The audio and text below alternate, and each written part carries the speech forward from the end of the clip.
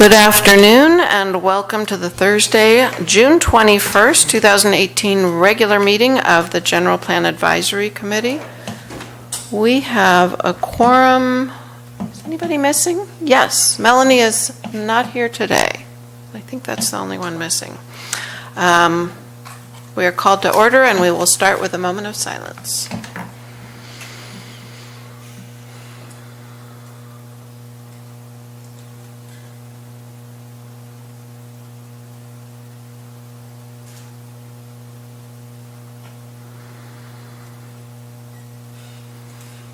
And now we will do the Pledge of Allegiance.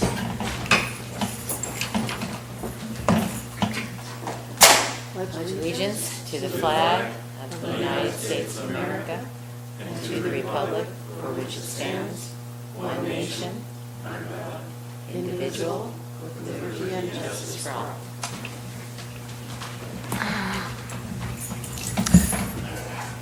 All right, we will start with any announcements from GPAC members. Nothing? No announcements to my left? Okay. You have one? Excellent. I have one that this may have come from Scott, but on Saturday from 1:30 to 4:30, there's going to be a public open house at the community center to get information about the new water reclamation facility. And there will be people there with expertise in several different areas of it, tables where you can ask questions, plenty of time for public comment, and I think for the first time in public, a discussion of possible rate structure that we've been so concerned about. So everybody ought to show up, and this is a chance to really get a lot of good information about the project. Thank you. We have no presentations. Pass that to Joe. But we do have a few people out in the public. Do we have anybody for public comment? Good afternoon, Bill Martini, Morro Bay. I noticed that you're dealing, I think it's zoning maps today or zoning, and I just wanted to speak on a couple issues. And the first thing, and I may have mentioned it in the past, but the actual zoning map, right now I'm talking south of Acacia, it's Special Planning Area B on South Main Street. It's showing, the current map shows approximately 2/3 of the property being commercial and 1/3 being residential. It's a split zoning or a mixed zoning. The actual zoning is there. It's about 10% of the map is of commercial, and about 90% is residential. And if you're upgrading or doing these zoning maps, I believe it should be changed to make that correction, and that there won't be any confusion in the future. And this has actually been surveyed. I know Scott mentioned as far as surveyed back in 1924. When this property was subdivided, they actually surveyed to the top of the bluff, so the actual survey exists between the residential and the commercial, so it's something that you wouldn't have to resurvey. In the original maps of Morro Bay, you'll see them back in the 70s and that have the zoning map correct, and for some reason this got supersized on the commercial and shrunk down on the residential. Also in that same map, it's actually showing some of the water lease site in the zoning for for the commercial zoning. So they've actually even included part of the water lease sites in the zoning map for the waterfront commercial. So just if the opportunity, or maybe this would be the opportunity to kind of fine tune and correct that map. The other thing I'd like to talk about. Sure. I didn't mean to interrupt you, but I wonder, could we make sure we know what piece of property we're talking about? Is there possibly get a map up there? I know we have them all have maps here, but sure. I don't think we know exactly what we're talking about. It's mixed use area B, and this is from Acacia on Main Street. It's approximately a 20-lot subdivision that's on the west side of Main Street, down at the southern end. We're done with public comment. And it's but it will. I would suggest that you have him finish his public Yeah, we comment. can do and then that. We'll address it Okay. afterwards. Okay, I Correct. apologize. The other thing I'd want to bring up is on the zoning in the harbor, right now, the suggestion is that industrial, commercial, that the entire harbor, the water is zoned industrial, commercial, and it's everything but the kitchen sink in the entire harbor.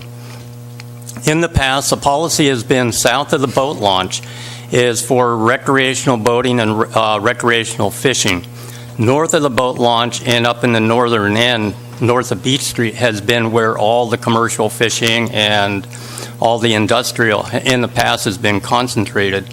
Now that's being changed to where what's being proposed is the entire bay, especially where it's very sensitive on the south side. I think you're calling it the Southern District, south of the boat launch, is also being upzoned to the industrial, to allow industrial ships and commercial. And the reason I mention this is in the 60s, even back at that point, there was a tug operation next to the inn at Morro Bay. It was the Stockings. When they went to correct their, or, increase their business, I should say, the city required that they had to move to the Embarcadero because that area was starting to become more and more sensitive and more residential. So it's something that I think if you left it where south of the boat launch is more recreational and for fishing and boating, it would be less impact, and the northern area that's always been designated for kind of the heavy commercial and industrial would be in that area. So those are the two things I just want to bring up. Thank you. Thank you. Any other public comment? No? Do we have comments from our community development director on that? So that area, and I've said this several times now, since it's been brought up several times, is set by definition. We don't have survey level accuracy in the GIS maps. We're going to make them as accurate as we can be, but they're still by definition at the top of the bluff. And so you have to have a survey of the individual lots when we go there to determine where that line is. That's what happens with every project that gets developed there. So yeah, that's now that we bring forward will probably be somewhat more accurate, but again, it's by definition. Where the zones go, and that's the important part. And then we have to determine where the bluff line is on all the properties to see where that line is, and that's where setbacks are established and things like that. So I understand what Mr. Martin is saying, but it's already addressed, and it's addressed in our current code as well. We have a GIS map that was created off of an old map that was kind of had the zip tone stuff put on it and that type of thing, and so it was unclear on that map, and then we upgraded it and put it into GIS later on, and it just wasn't exactly accurate with the aerial that's underneath it, which is why it looks that way, and which is why the issue that he raises in relationship to having a piece of the zoning for commercial actually extend what he's saying over the water. What he's basing that on, the underlying aerial in the parcel layer that sits on top of it is not rectified exactly to it. There's a little bit of error in it, and that's why it looks that way. But we know that it's supposed to be for the land side portion of it, not the water, and it's defined that way. So, Scott, just for clarification, when you say it's by definition, do you mean topographical definition? The policy that relates to the development there, it describes the area, says the zoning that's residential sits on top of the bluff, and the zoning that's commercial sits below the bluff line. And there's a bluff line, and you determine that by a geologic study that tells you where that is, and that's where the zoning line is split. And so it could be exactly accurate, and we would still require them. We would have to survey the exact line there. The survey was done before, and the survey doesn't match up with the mapping that we have now. I looked at it, so I don't know what the situation was when that was done, or why it doesn't match up. It's unclear to me. But it'll probably continue to be somewhat off, and we'll still continue down the road when we get development on these lots that are split like this to require the provision of a map and a geologic study that identifies that location. If it's pertinent to the development application, it might not be, because there's a bluff there, and at the bottom of the bluff is where the development would go for the commercial portion, and on top of that typically is where the development would go for the residential. There are some of those areas over there where they cross over because they're existing developments. So. And Scott, just kind common sense would tell me that Mother Nature is going to determine where the bluff is and where it stays or it doesn't stay. That's always going to be moving because of erosion. So wouldn't they have to, that's the need for the survey that you're talking about. So oftentimes, yes, although erosion in this, in the bluffs in these locations are, is not as prevalent as you might have in other places. In fact, we're sort of redefining the bluffs through this effort because they're not the standard bluffs, and our standard bluff policies that you get from the Coastal Commission deal with bluffs that are subject to wave action and erosion. These are no longer subject to those forces because these areas have been filled. So they're largely, subject to water runoff would be erosion, and sometimes wind if they're exposed. But those are the two features that are, that are acting to erode the bluffs now, so they're eroding much more slowly than, say, ocean fronting bluffs that you might have in other areas, like where I came from before I was here in Pismo. It was a big issue there, less so here. Okay. Anything else on that? Okay. So did that answer the question about whether there's commercial zoning back there in the area that he's talking about? There's, the commercial zoning's at the bottom of the bluff. Oh.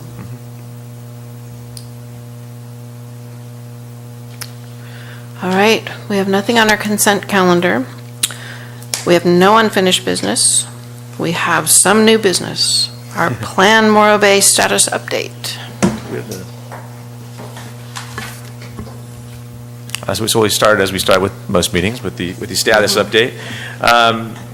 As you're aware, we've released Plan Morro Bay, and it's we're working on picking up all of the changes to it at this point, and then running it through our planning commission. We are also going through the zoning code process right now. Module 3, so you have Module 4 before you and right now, and Module 3 is at Planning Commission. It's been stalled there a bit as they've taken on vacation rental issues and issues related to height in the downtown. Those have consumed the discussions at the Planning Commission the last two times that Module 3 was teed up for them to review. Hopefully, our next meeting, they'll be able to take it on and get it hopefully through it. Again, it's on their agenda for their next meeting, and hopefully they'll be able to take a good bite out of it, if not get through it entirely. They've had a good long time to sit with it anyway, so they should be ready to go. We're also working on the EIR, and that'll probably be ready for review and may come before this board, hopefully, depending on when it's completed and ready for release. Could be as early as July, but likely it might be not until August. And if it starts getting that late, it might just go to Planning Commission, giving the timeline that we have from the council to complete it. So I'm hoping to be able to bring it to you, though. So depending on when we get it done, that might be next month. Is Michael Baker doing the EIR? Who's actually doing it? The Rincon's doing the EIR. Rincon is, okay. And I think with that, we'll move on to a presentation from Martha on Module 4. Thank you. It's good to be back, and I was excited to bring up this slide because, as you can see, we are very well along in the zoning code update. So we went through all the research and reconnaissance, the assessment and diagnostic of your current code, and then we're really at the last of the preliminary drafts of regulations. So after tonight, you've really seen all of the substantive portions of the zoning code. And next, we'll be putting everything together, making revisions, and that will be a complete public review draft of the zoning code, and then it would go through public review again, hearings, and adoption. So we're getting close. The zoning map is under development for the most part. It's in line with the general plan land use designations. We're still working on the overlay districts, which are in some cases dependent on what comes out with the EIR, and so we can't finalize the map until we have that information. So when this is ready, that will be available on the website and distributed for public review.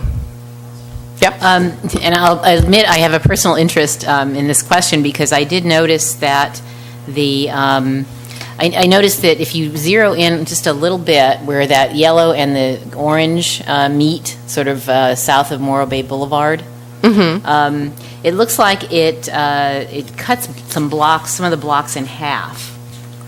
Where you've got some of the in a block, you have some of the block in the low density or the residential, and some of the same block in sort of this way and this way. Some of the same block in medium density, and I'm just wondering why it didn't follow the streets, the contour of the streets, and just cuts the blocks in half. It just seems a little odd.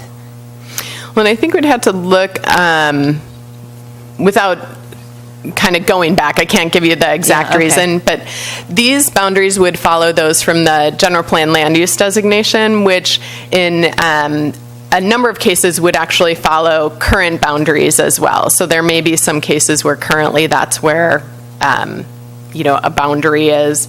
But I don't know the exact history. And I will admit also, like I said, it looks like my property is cut in half. It looks a little strange. So. So what area specifically are you looking at? Oh, like where Estero and Piney meet. There's kind of that block, and going all the way up Piney there is like cut in half. Some of those were done. So based on land use and land use patterns that were there, they do mirror the land use map that goes along with those, and so those are the land use map is you reviewed that, and planning commission reviewed that, and city council reviewed that. So can half of a lot be zoned one thing and half of a lot be zoned something else? Mr. Martin gave you a good example of ones that are. We don't have too many of them. Okay, it's just going since that corridor, right along Piney there. That I was wondering why they didn't just. Okay. Anyway, I didn't mean to interrupt at an inappropriate time, but I just noticed that it was most of the others do follow streets. But most of them do, and then even ones when we tried to correct or fix all of the ones that we could. In some areas it wasn't possible, to correct that, and then they remain. So I don't know exactly where you live. So yeah, but I mean it's not just me. It's like that whole. There's about many lots right along Piney where it looks like they're split into two different zones. I have to go back and look kinds at of zoning. It seemed odd. So, okay, sorry. That's okay. I think it was a good point, and we can look back on the parcel basis and see which parcels are split and whether that is intentional or not intentional. So Module 4 includes the overlay districts and the citywide regulation. So the first part of the overlay districts, and what overlay districts are is they regulate areas where there's a modification needed to those base zoning district standards. And typically it's because of specific circumstances, characteristics, or other goals for certain areas. So the overlay districts that are included for Morro Bay are the coastal zone, cultural resource protection, environmentally sensitive habitat, mixed-use residential, planned development, and the waterfront master plan. And I'll kind of go through a summary of each of them. The coastal zone overlay district is really to establish the applicability of the local coastal program. And the majority of Morro Bay is within that area, so it feels a little weird to have an overlay that really covers the entire city except for maybe one or maybe two parcels. But the reason we do the overlay is so that it's known to make sure that it's flagged that a parcel is within the coastal zone. What we heard from people at the beginning of this process is that sometimes that gets overlooked. The need for a coastal development permit gets overlooked. So this is intended to put it front and center, that it's each parcel that this is applicable is flagged, and then in this section it identifies when a coastal development permit is required, what is excluded or exempted from the need for the coastal development permit, and then what happens also when, what the process is if you're within a coastal commission original permit jurisdiction. And that's where both the coastal commission and the city have some permit jurisdiction over it. So this is really in line with the Coastal Act. The second overlay is the Cultural Resource Protection Overlay District, and this applies to areas where there's known to contain or are suspected of containing cultural resources, and that includes anything that's historic, archaeologically sensitive, or paleontologically sensitive. So this is one of the chapters that, or the overlays that the mapping is really going to depend on what we see in the EI through the environmental review. So typically in Morro Bay, what you'd see most often is the archaeologically sensitive areas. We don't think it's that paleontological resources are significant here, but because the Coastal Commission sees historic, archaeological, and paleontological as cultural resources in need of protection, all of those are covered within this overlay district. So this just has the requirements for, and actually if Kimmy will fix the presentation, requirements if you're in a sensitive area, you'd have a site survey, and if anything's found, there's a mitigation plan that's required. The next overlay is the environmentally sensitive habitat overlay district. You have that in place now. What's occurring through Plan Morro Bay is the updated and more detailed mapping exercises that have been going through. But this overlay applies to areas that are identified as environmentally sensitive habitats, areas within 100 feet of those areas that have been identified, as well as areas that haven't been identified but that are suspected. So in Coastal Commission language, a lot of times this applies to mapped and unmapped environmentally sensitive habitat areas. And the process with this, if you're in the overlay area, you're required to, again, do an initial kind of site survey, and depending on the results of that, there's additional survey work required and then mitigation in protection of that habitat. Depending on the habitat and the value that's found, that mitigation varies. So this is includes the buffers, the process, and identifies the different habitats in line with both the Coastal Act and then the policies that are included in Plan Morro Bay.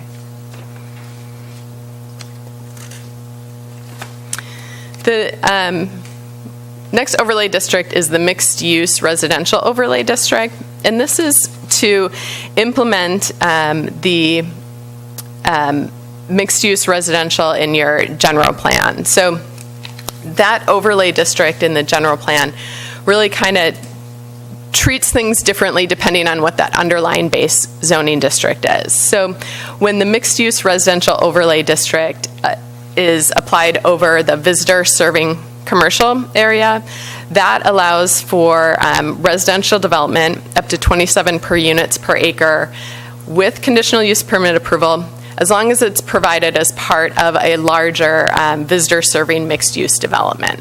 So in a big, in a large coordinated visitor serving mixed use development, there is that opportunity for residential development with conditional use permit approval. Whereas where that overlay district is over the neighborhood commercial base zoning district, residential housing types are allowed on the ground floor, or you could do a standalone residential development with conditional use permit approval. So per the base zone, if you're just straight neighborhood commercial, you're required to have, if you do residential, it's required to be on the second floor. Whereas if you're in this overlay district and you do a conditional use permit, you could propose to have either a standalone residential or do mixed use but have residential on the ground floor.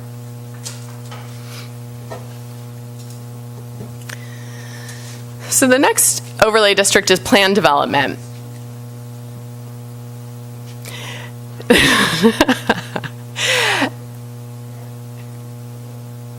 Well, or you could have like next to it, you might have some commercial on the ground floor, a small space, but there's some residential front and back, exactly, different configurations. It doesn't necessarily mean your residential then is on the bottom and your commercial is on top. So the next is planned development. And while you currently have a planned development overlay district, this is really a change from that. It has the same name, but it's completely different. So the way your planned development overlay district acts now is that it's proactively applied, and it really just requires a higher level of review for properties where this overlay district is applied. Now, with the revisions to your design review procedures and your permit requirements, that review is essentially happening through those other mechanisms. The design review right now is included with the Planning Commission suggested modifications, applies to residential structures, I believe, over 2,500 square feet, and multi-unit with, I want to say, 6 units, but I'd have to go back and check on that. So this plan development overlay for that additional review really became moot. Allowing us then to use the plan development overlay district how it's traditionally used in just about every other community, where it is a mechanism to propose modification to development standards where you're doing a larger development project that has additional benefits. And the idea is, well, what you're proposing is a coordinated, a large development that is appropriate and beneficial to the community, but it doesn't quite fit conventional zoning. So we're going to make some exceptions for that. It's going to go through this additional review. So now, as proposed, the plan development would act as that. It's really a special case that you're not going to see a lot of, particularly in Morro Bay, since it's primarily built out and you don't have a lot of large areas left. So Martha, just to clarify then, a planned development could literally happen anywhere. It could happen anywhere, right. And it comes on a case-by-case basis as an applicant has something that for some reason you believe would be outside of the scope of normal zoning rules, combining or changing the rules, and as part of their application they would apply to be a planned development, or would you decide that? Would we decide that? They would apply, and right now it has to be a minimum of 1/2 acre in size, although the city council could say, well, you're not a 1/2 acre, but we're interested to see that anyway. But they would propose, but it goes through not only, it requires a zone change to have the overlay district applied to it, and then also you're reviewing the specific development plan for that area. Thank you. Yep. The way it usually works and what it usually looks like is cities will have planned developments, and it'll be planned development 1, planned development 2, and it'll show up on your zoning map, and that's the way it traditionally looks. Our current planned development ordinance is really used in varying places around town to provide flexibility. Conceptually, this allows you to better fit a project to a site. And so it sort of removed the structure from this and put the flexibility there without any rhyme nor reason about why you might want to use it. And so it didn't seem to be a great thing to maintain, and going to a more traditional form of planned development made sense, which is why we're doing it this way. And then it wouldn't, like Martha said, wouldn't apply to all that many properties. There would have to be properties that likely would have to put properties together to get the 1/2 acre that you would need to actually use it. We don't have a whole lot of properties that are larger than that in town. But this might likely apply to the Bank of America property. It's certainly if they redeveloped and they wanted to do something, that wasn't necessarily, because that's got that property actually has split land use on it. So this could be a tool if that split made a problem for what they wanted to do there, that they could fit it to the site, and through the planned development, flexibility, yes, they could do something along those lines, but it's a more rigorous process. I mean, you have to go through and change land use, and that's not just through us, that has to go through coastal too. So, I mean, you have to really want it to use it, and so it won't be used, it won't be used as frequently or as sort of flippantly as it might happen now. I mean, there's not a lot of rhyme or reason as to when we use it now. Scott, I know we have one that's fairly large down contiguous to the George Bailey Park. There used to be the old eucalyptus grove on South Main. I think it's at George Bailey Park, the one we just named. Mm-hmm. Do you know of any, off the top of your head, any more examples of PDs that we have in town already? Well, we have several subdivisions that were in PD, that had PD associated with them, like I think the Cloisters was. So there's various projects have taken advantage of that, and then you have the sort of PD overlay that's on all of the development that happens down on the waterfront. We sort of gone away from it because the application, there's no rhyme nor reason to it really when you look at it. It's not consistently applied throughout the city, and so we went away from that and say, hey, let's use it for these situations and just make our development standards apply to these other areas, and then follow that process for those. And so, this actually makes more sense from a PD standpoint.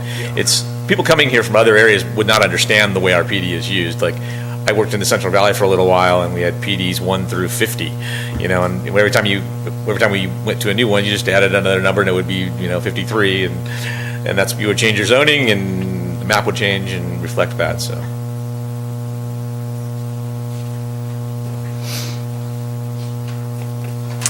So the final overlay is the Waterfront Master Plan overlay, and that's really just to identify the applicability of the Waterfront Master Plan and provide that cross-reference to it that applies. Quick question on that one, too. You're referring to the master plan that is currently in existence from the late 90s? Is that Right. what we mean? Okay.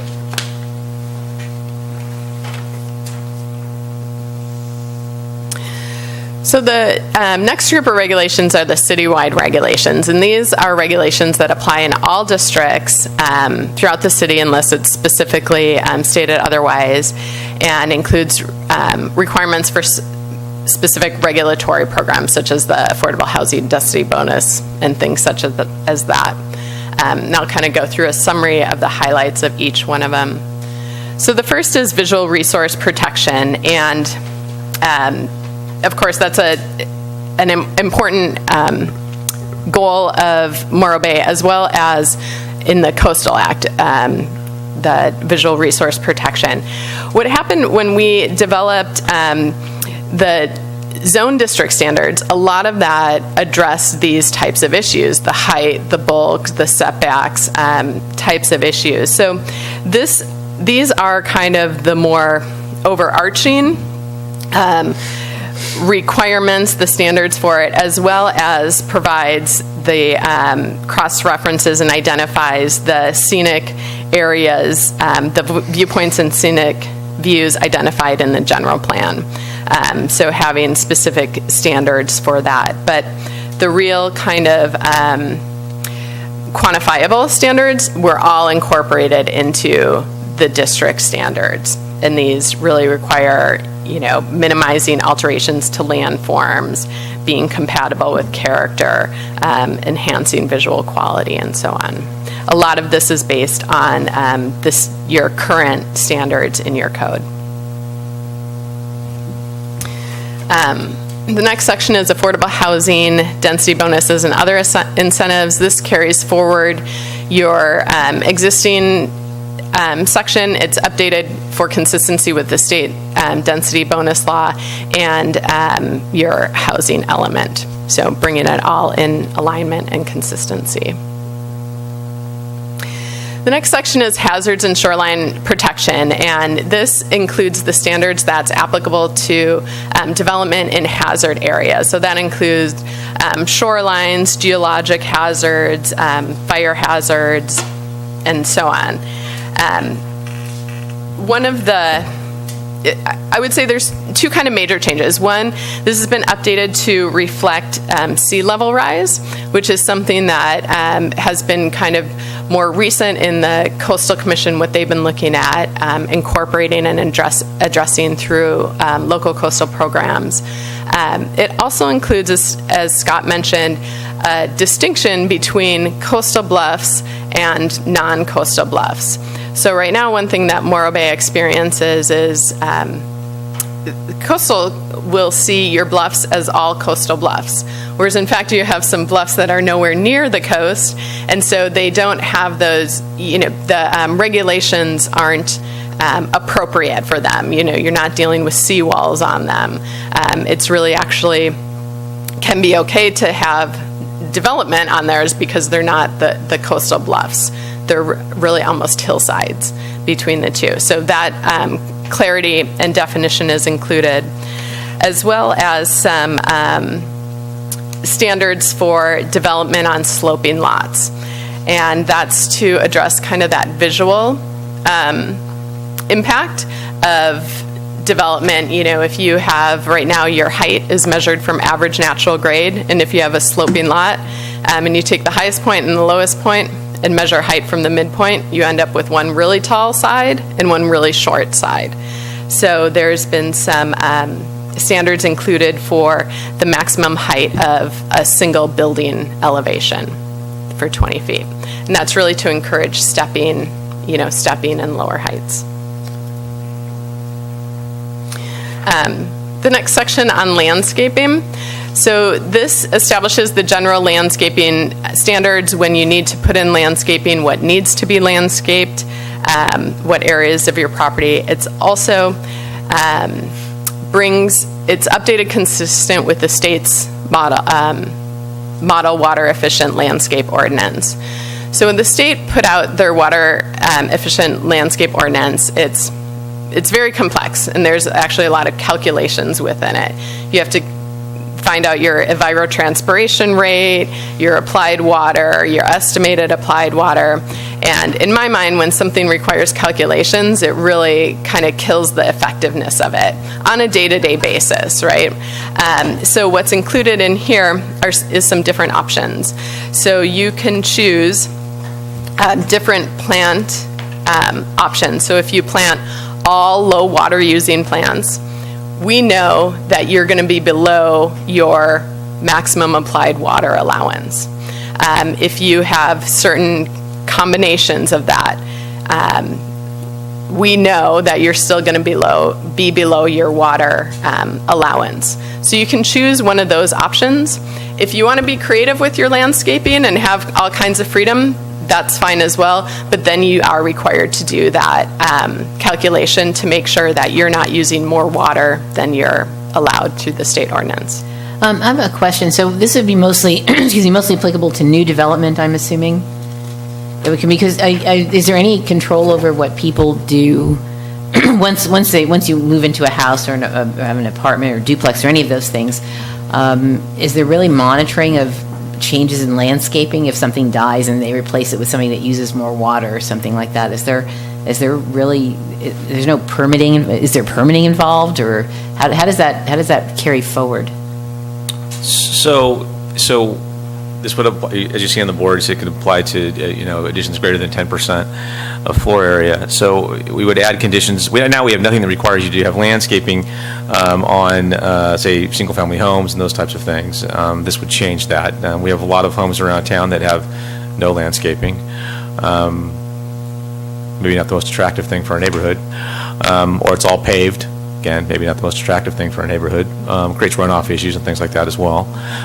So this is an idea to have some landscaping required as an association with the development that's taking place. Moderate. I mean, it's not a lot, but at least we would have some. And so similarly to how when we approve a house and it's got a color palette and somebody paints their house, we don't say you have to go back and put that other color back on it. So landscaping, they put it in, we go out and evaluate it and final the project, then that's kind of where it stops. We don't do enforcement of landscaping.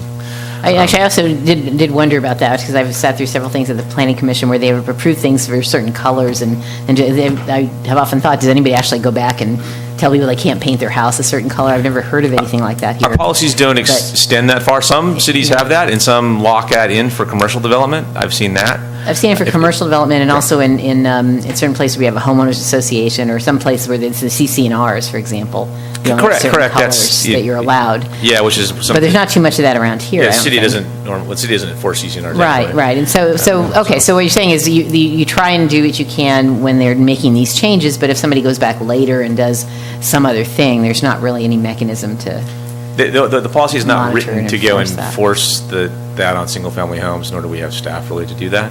It's to, I mean, we realize we have a hole in our ordinance that doesn't deal with this, and so we wanted a landscaping ordinance, so we had some ability to do that, other than having it a one-off every time we go to planning commission, and maybe they want it, maybe they don't want it. It's not, yeah, it's no, not, no. it's it not makes- consistently This applied. is way It's- better because sometimes it almost has seemed arbitrary when people said, well, I don't like that color, and I don't like, it's the opinion of the people on the commission, and this is better to have a written standard. But still, it would be something that would be approved at the time, but not necessarily enforced or monitored. I have. You'd hope that they would continue it, but you can't, we're not really enforcing that. Not so. the way the ordinance is written now, no, there's not an Okay. enforcement requirement, or that we don't condition project that you keep it that way forever. Right, okay. I mean, the city could lock those things down if it became a desire of the community. It's just, I've never heard that expressed, and we haven't even Yeah, I had a haven't either. That's landscape why I was requirement wondering about to this it, so, point. okay. This is more baby steps than, than wholesale changes. It's just realizing that, there's been a desire, expressed throughout this entire process of updating general plan and LCP, toward beautification of the city, to make it look better, right? I mean, you've all heard this throughout all of the outreach we've done. This is a step toward that, right? Yeah, no, So- I think it's a good step. I just was curious about what happened later, so, but thank you for the clarification. Scott, on the same lines, page 49 of that landscaping, your PowerPoint covers the first two applicable, or the three, the first two, yeah, A and B, the 10% or more, but the C, all new and rehabilitated landscaping projects that include new irrigated landscaping over 500 square feet. Is that just a standalone landscape project you're referring State to? law. Because, It's part of the model landscape ordinance that Martha referred to. That's passed by the state. We're required to follow it. That's why it's in here. my question is, again, that's basically unenforceable, because no one's going to come for a permit for landscaping because there's no requirement, so. Except everybody complains to us about everything people do. Right, so, So anytime so what happens if somebody's doing a major, change out of landscaping and they didn't come talk to us? How we would find out about it is someone would call us. If their laborers didn't call them and they were good, then yeah, we would have no way. We don't have landscape police. But if it came to us, we would go, yeah, you need to comply with this, and we would bring them into the ordinance because that's the law. We don't have the ability not to enforce it, really. so this would, then would I assume this would be a reactive code enforcement complaint then? I don't know how it could be anything else. I mean, it would come in with, Right. it would come in with Yeah. projects, right? Right. But then if somebody was just redoing their landscaping, people do that all the time. I'm in the process of doing it right now at my house. And so, yeah, then you have to comply with the requirement. And would we know? Necessarily no. It's not unlike people building things without permits, although Yeah. we regularly get complaints about that too. So that a lot of that stuff does come to our attention when people are doing things. People want to know whether it's okay or not. Yeah. So we No, also- I like this because, we all should be doing our part to conserve the water and getting down to less water, but just kind of wanted to hear you Yeah. in public venue to say that it's really no staff to do this right now. Well, I mean, we would have to be driving around the city all day long with code enforcement I know, officers. yeah. Doing that, Yeah. we don't have. And that's why I said the Hard difference time. between reactive and proactive code enforcement. It could be a little bit of Yeah. both, though. I mean, because they do drive around town most of the day. They spend most of their time out in the field, but usually it's in doing investigations. If they oftentimes see things happening at properties, and then that starts a new code enforcement case. While they're out, they don't close their eyes. So. And then I would add, occasionally we see at the counter, someone will come in for a single-family alteration permit, and they may be doing a hodgepodge of things that require a building permit, and then they'll say, oh, and I'm also going to be redoing the landscaping, and I need to do, maybe they're upgrading their plumbing to or something like that.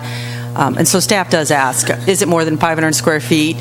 Usually no, because that's a large amount of area. But if it was yes, then our new code would say, okay, actually it's state law, so we would currently say, show us that it's compliant with this state water landscape ordinance. Would we be able to give them, suppose they are under the 500 square feet, but want to be a good citizen and conserve water, would we have a handout that we could give them to help them guide them in that process, or would they have to go out and secure the services of a landscape architect? Or?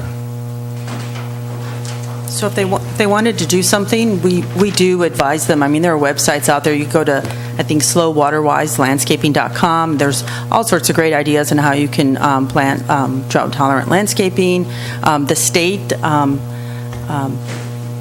website has the calculation worksheet on how to determine your water allowance and your estimated water use. So it's math. It's not completely impossible to do it yourself.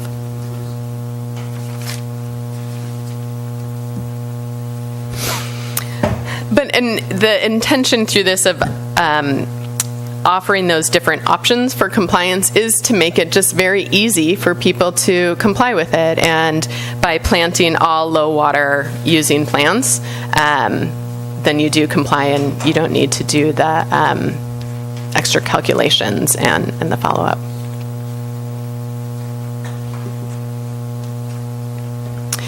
So the next section is non-conforming uses, structures, and lots. So this is the rules that apply for things that were legally established or legally built at the time, complied with all the rules and regulations in place, but now maybe don't follow the current rules and regulations. Maybe the rules have changed, setbacks have changed, regulations have changed, so on. So one of the things that we heard repeatedly as we talked to people at the beginning of this process was that one thing that they valued about Morro Bay so much was that it was eclectic and funky and different, and really wanted to hold on to some of the older development rather than, whenever possible, having things torn down and rebuilt. And one of the things that your existing non-conforming provisions were, in some cases, actually encouraging things to be torn down and rebuilt. You were limited in the amount that could be expanded if you had a non-conforming structure, and there was additional processes to go through. So this, what's drafted in Module 4 includes some changes to that. So one of that would, currently there's a 25% limit to additions to non-conforming structures. And in order to get that 25%, it also requires Planning Commission approval. The proposal is to allow for alterations and additions to non-conforming structures as long as that addition or alteration conforms.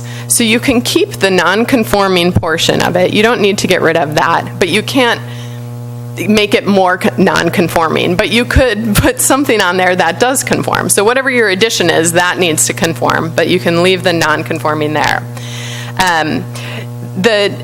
The only exception to that is in residential districts. If you have a non-conforming interior or rear yard setback, you could continue that on the first floor. You can't encroach further into it, but you don't have to, if your house goes like this, you don't have to jog in 2 feet and then continue back to meet, the new setback or so on to be conforming.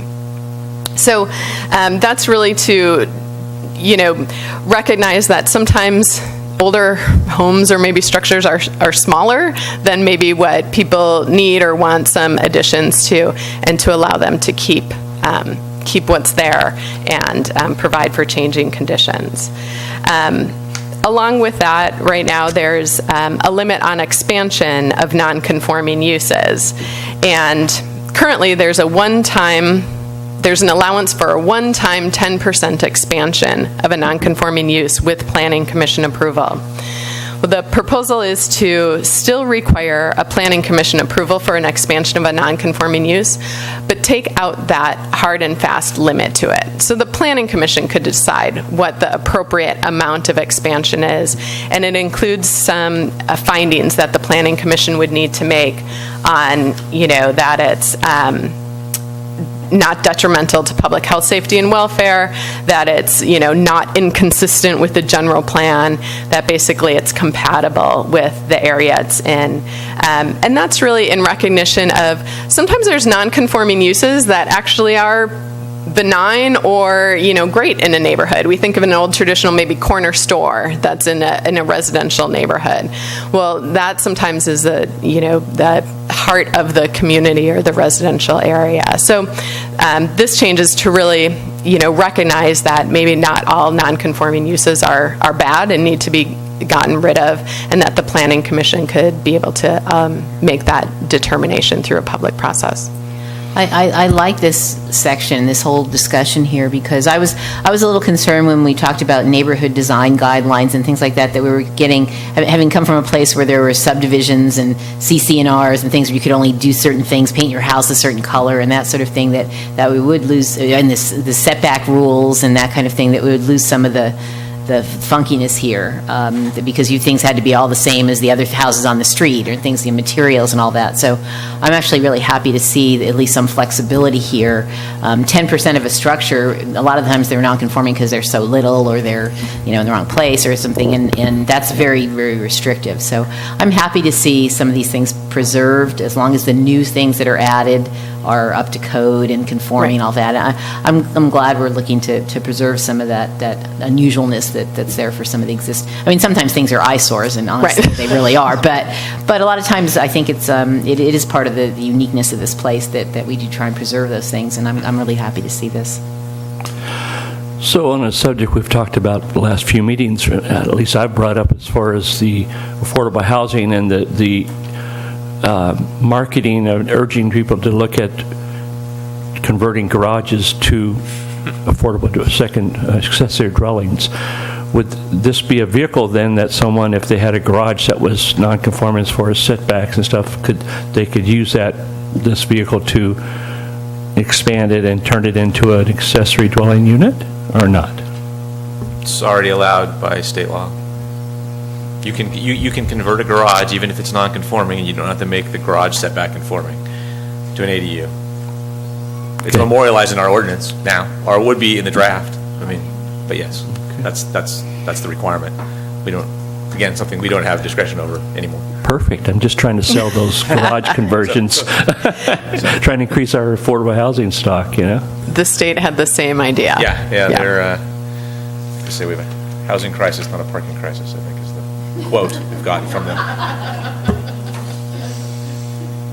So that is kind of predicated on where you live, though. So otherwise, this section has provisions of, basically you can continue a non-conforming use or a structure. It has, if it's vacant or abandoned for a period of 6 months or more, then that you lose that non-conformity, and any new use would need to be in conformance with the current requirements. Then it also has provisions in, where there's damage of, due to, fire, earthquake, or so on, the provisions for when it can be restored or replaced. So to repeat that, if you have a non-conforming property and you sell it, the non-conformancy goes with the property, not with the owner, right? Correct. So, but you're saying if it's abandoned, then a new owner would not get that non-conformity. They would have to bring it up to. Abandoned, if it's a non-conforming use and it's abandoned for 6 months, then you would lose that use and wouldn't be able to reestablish it. So if it was a business of some sort in a neighborhood and it stopped for that 6-month period that wasn't allowed there, then somebody came in and bought the building and said, "Oh, I'd like to keep doing that. I'm going to use the same sign. Keep being whatever that use is." We would say, "No, you can't, because you've lost the non-conformity." What if the same owner came back? 6-month time period. 6-month time, maybe. It's just related to the use. It doesn't matter who's operating it. Okay. It's completely fine to transfer it. You can transfer it. It doesn't change on sale or anything. As As long as it's it not continues to abandoned. operate or doesn't discontinue for more than 6 months, you can continue it forward.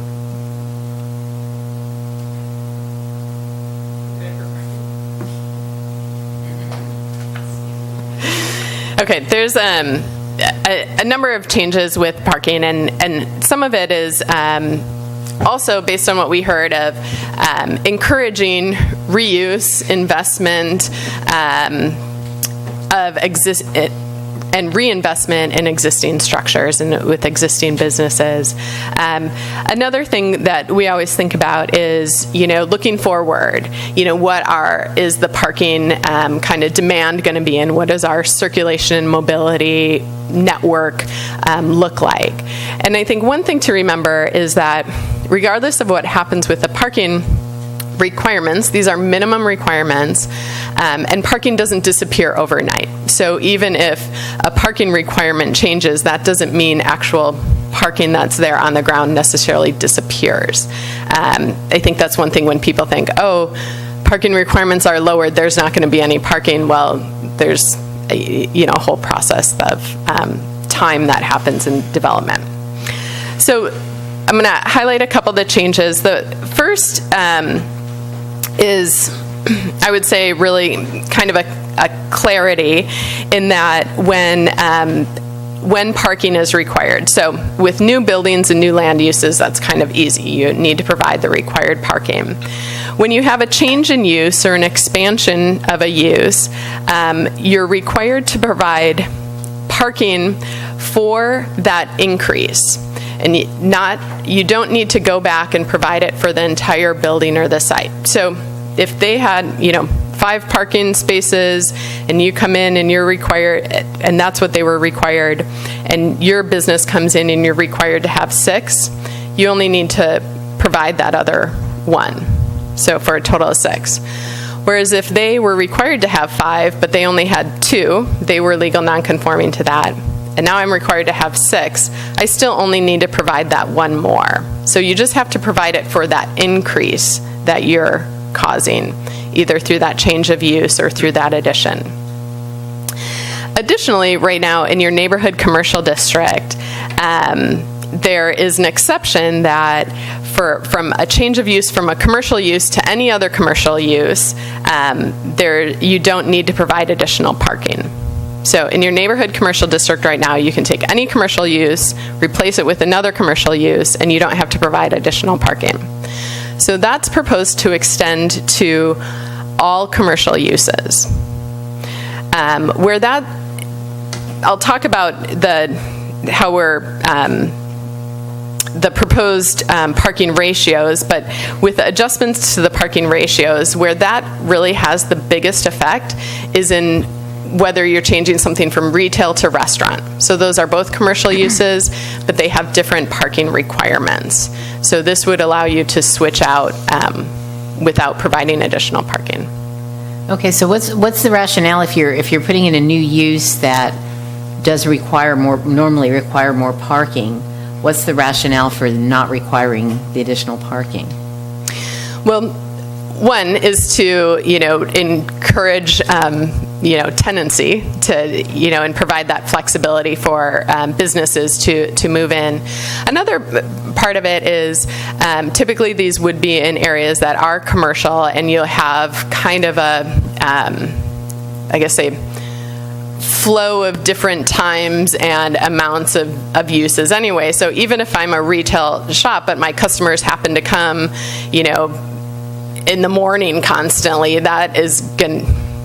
Wait, let me see how I can articulate this a little bit better. Just because you're the same use and you have the same parking requirement, that doesn't mean your parking characteristics are always the same. There's a lot about parking that we don't know. So even though a restaurant may require more parking, it doesn't mean that the parking impact at any given time is more. Well, that's true, but let's say you put a new restaurant versus a restaurant converting from something else. Okay, the new restaurant would have to provide parking as a restaurant in all of the required spaces, whereas the restaurant converting from the something else would not have to do that, right? Is that They would have to maintain the parking that was there. right? But they wouldn't have to put in enough parking. I mean, compared to say a new restaurant, a new use In a new building, right? a new building. I'm not sure. I think that's logical. Yeah. Well, and also when you're building a new building, right, you have a whole site that you can That's true. work on. Okay. So if you're going into an existing building, again, and encouraging that reuse of existing buildings and reinvestment, it is. I think in this town, the parking thing is a challenge because it really isn't a place to say you have to put the parking. There, if you tell, say, somebody on Morro Bay Boulevard, well, you really need 6 spaces, there aren't 6 spaces. There may be 2 in front of their store, and that's kind of it. And I look at, even related to the number of spaces and the size of the building, I have a teeny tiny little store, but it can be packed with 20 people at once, whereas the huge building next door may have 1 or 2 customers walking through. Right, but we're talking neighborhood commercial, right? We're not. This would be for commercial uses citywide. Commercial, So yeah. currently it is Yeah. neighborhood commercial, but And I can also see if a restaurant comes in, for example, that's mostly a dinner restaurant, and the stores all close at 5, then your parking isn't as much of a problem for that. Whereas if they're open for lunch, it may be. Right, but in this case, if they were open for lunch, they are going to get the same waiver Yep. as a Yeah. dinner restaurant Yeah. under these new rules. So it could actually make it worse. So that's why I'm just not sure I'm 100% comfortable with that. So Martha, is the reason for the changes that you're talking about to make it easier for people to change the kind of business that operates at a location? Is that the point of it? To attract new businesses? So there's a couple of reasons behind this. Yeah. And it has to do with, the city's, I think Martha mentioned this, the city's mostly built out, right? And so our commercial areas mostly have the buildings that they have, and a lot of them don't have the parking that they need. And then so a new business comes in and wants to locate in one of the buildings, and we have to do these crazy gymnastics to get them in there.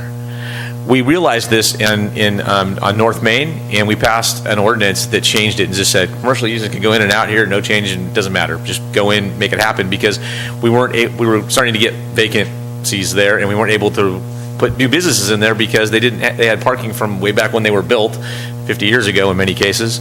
So they didn't have parking, that was consistent with our current requirements, and so they would come in and want to establish a new use, and we're like, well, your parking requirement's X. And they couldn't come in. What'll happen even in the downtown is somebody will come in and change out their retail store and want to do restaurant. And we're like, okay, you can do that, and you're either going to pay us an in-lieu fee. Right now, that is suspended or sort of suspended, and we have a minimal fee to it. But it was $15,000 a space, and so basically, if you required to have a few of those, that was all the money they had to come in and redo the space. And so it stopped turnover of those buildings, and it stopped upgrades to those buildings. And then sometimes we make them create kind of strange floor plans where, okay, you can use that space, but there was a retail use in there, and that had X number of parking spaces, so your seating area for your restaurant can only be this big.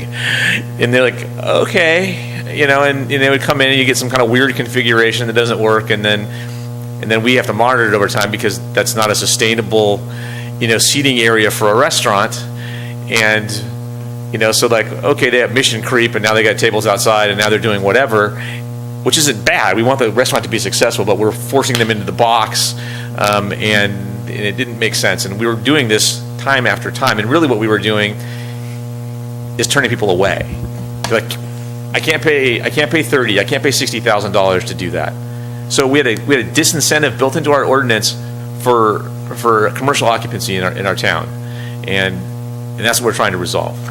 It's creating a problem. If it becomes a problem going the other way, we'll see it just like we see it now, just like we saw the problem with our current ordinances, and we'll be able to address it, and maybe we'll change it. But right now, we have this identified disincentive to change out commercial businesses in the city, and we have to fix that. So this is an economic development tool. Yeah, and it makes really good sense. And I think the only thing I'd add to it is it'd be nice to have it just said here, just like that, somewhere. So when people read these things, I understand, why is this change coming through?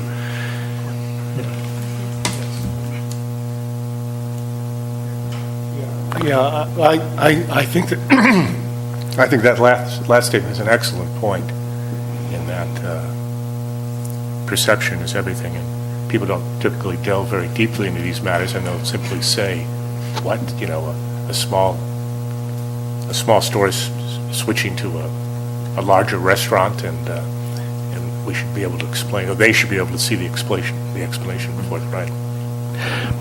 I think that should really apply throughout the whole plan. I don't want to put a bunch more work on you. But I have a question on page 65, the table on the required number of parking spaces. For single family, it says 2 per unit. On lots greater than 4,000 square feet in size, a minimum of 1 parking space shall be covered. I seem to remember, and I think it was our first year that we kind of tossed this around, and I think there was maybe some support to see about relaxing the need for any covered parking spaces at all, again, based on this affordable housing concept of converting a garage to an accessory dwelling unit. So do we abandon that, or are we can't do it, or why is it in there? Martha loves this, by the way, and I'll let her speak to that in a minute. So the ADU thing that you bring up, so you can convert your garage and you're not required to an ADU, and you're not required to replace the garage. We'll require you to place the spaces that were supposed to be there, so you have to put them outside somewhere on the lot. They can be in a setback, whatever. So that's picked up in state law as well. That's a requirement. We can't require them to put a new garage back once it's been converted to an ADU. So there's that component of it. In general, on the smaller, when we started getting into the smaller lots, that's where this specific concept came from. I think, what was it before? Because I had her change it back. What was it before? I had no covered. Yeah, I had no covered parking for any of the residential sizes, so. And that's what I remembered was, and it just seems like, I hear your logic on the ADU, but if someone is not doing an ADU and they're required to have 1 space, that seems to be a little bit onerous restriction on them when the other person gets a little free ride. I just thought we were moving towards a requirement of no covered parking spaces in residential zone, single family. So the concerns and the reason I had Martha change it back was largely based on commentary that came out of the Planning Commission. When we've got on larger lots, the concern is larger lots, bigger houses, more folks with more stuff. Where's all that going? That usually takes place when we're doing additions and those types of things, and that conversation has been fairly prevalent at the Planning Commission level. And so my opinion was that we were going to run into an issue there. So I said, well, for smaller lots, fine. I mean, I don't think it's really much of an issue. I think it's fine if they park outside, it's okay. But when we got to the larger ones, it seemed to make sense that the garages were provided, or covered parking was provided. I don't have a particular love for garages, so it was really more driven by that. So if you have designs elsewhere, please state so. Well, you're setting up an obvious situation for failure. You're gonna zoning code, building codes, code enforcement requires a garage to be accessible for two cars. We don't go around and enforce that, but if someone complains and sends a complaint to you, you have to go and send a code enforcement officer out and say, you got to make that garage available for vehicles. Now, and you're telling me that Planning Commission had an angst against bigger properties and they want that garage there, but if I heard you correctly, you said they want the garage there so people can fill it full of crap. So that seems like you're not following the letter of the law there. I mean, if you're going to make them have a two-car garage, we should make them have it available for the cars and not for storage, and they should find another way to store things. Well, we're not making them have a garage. No, it's a covered parking space, like a carport. Well, I understand, but even that, I just have no, I don't like it, so I thought we were heading towards... So weigh in. I'd be interested to hear what you say. This is a great conversation, by the way. I apologize, this is a stupid question. I have a personal preference for covered parking because I don't like going out in the rain, but that's my personal preference. What is the policy reason for covered parking? I mean, garages keep, and as opposed to just a place to put your car, what is the policy reason for why it must be covered? I think it's legacy more than anything Okay. else. I mean, And in fact, a larger home. Our existing codes were developed back, in the time frame where the car was king, right? Still pretty big, but I think we're moving away from car-centric things and trying to get away from them now. That seems to be the general idea. I like driving in with my garage, but that's just me. It doesn't mean that it would rise to the level of a policy prescription. And also, you expect if somebody's putting a house addition on or have more, they have more room in their house for their crap. They don't necessarily need a garage for it. So, I mean, or whatever it is. Now, if you want to say that boats have to be whatever because they're tall, or that's a different kind of issue. But you're just talking about regular cars. If it's out in the open or not, I may have a visual preference for. I don't want to look at your car, but that's just more of a personal thing, I think, than a policy prescription. Yeah, and if you don't care, we can remove it and continue it forward. Like I said, Martha would be very happy right now. Something along, I have a mission to get rid of garages or something like that. I don't know. It was a comment. And actually, just so I can kind of wrap the complete story too, because that is something that we did hear a lot from the beginning. Again, with people saying, and I also want to get into when additional parking is required for new residential, because what we're hearing is, I want to do an addition to my house, but then now I have a single car garage, now I have to do a 2-car garage, but we like to have small homes, but now I have to build this big garage. How does this make sense? So what's also included here is if you're for residential parking, you only need to provide additional parking when a new dwelling unit is constructed. So say you have an existing non-conforming single-family home with a single car garage, which today would be non-conforming. If you did that addition, you wouldn't need to provide another parking space unless you were creating a new dwelling unit. Well, and again, now I'm going to kind of go the other direction and say, well, wait a minute. If you take a 1-bedroom house and you make it a 4-bedroom house, okay, you would logically think that perhaps more people might live there. That's not always true, but more people might live there. So again, I'm not saying it has to be covered parking, but it kind of makes sense that you have a large expansion. You would have, even if it's not a separate unit anymore, if it's a significant expansion, that you would have to have some additional area for parking off the street. So I'm kind of going the other way, and I'm not saying there has to be, a 6-car garage or something like that, but some additional place to put cars with a much larger home does seem appropriate. Okay, and that's just the straight kind of parking requirement. And typically parking spaces for residential isn't tied to square footage. It's for single family, it's per unit. So even if, somebody did build a 2-bedroom versus a 4-bedroom, typically you don't have different parking requirements. As far as the covered versus non-covered, so what a lot of places are doing now is, and as Scott said, this 2-car garage, requiring a 2-car garage for every single family home is kind of legacy. It all happened at one time. And now that in more recent updates that people are doing are getting rid of that requirement for covered parking in recognition of a couple of things. Number one, trying to control the scale of homes and also that appearance that a garage makes, to the streetscape. And when we talked to people again at the beginning of this process, we did ask that particular question, does parking need to be covered? And there was agreement kind of across the board from everyone that we talked to that on small lots, no, those are constrained already anyway. It makes things funky. You end up, all you see is garage. On the larger lots, that really varied. And because some people are of the opinion still that cars, should be put in garages, and others say, no one uses their garages to park their cars anyway, so why are we requiring them to do it when they're not going to do it? If somebody chooses to build a garage and park their car in it, they always can. If they choose to build a garage and put storage in it, they always can, but you need to provide those parking spaces. So as Scott said, it's kind of a policy call for the city, and I think people just have opinions and reasons one way or the other.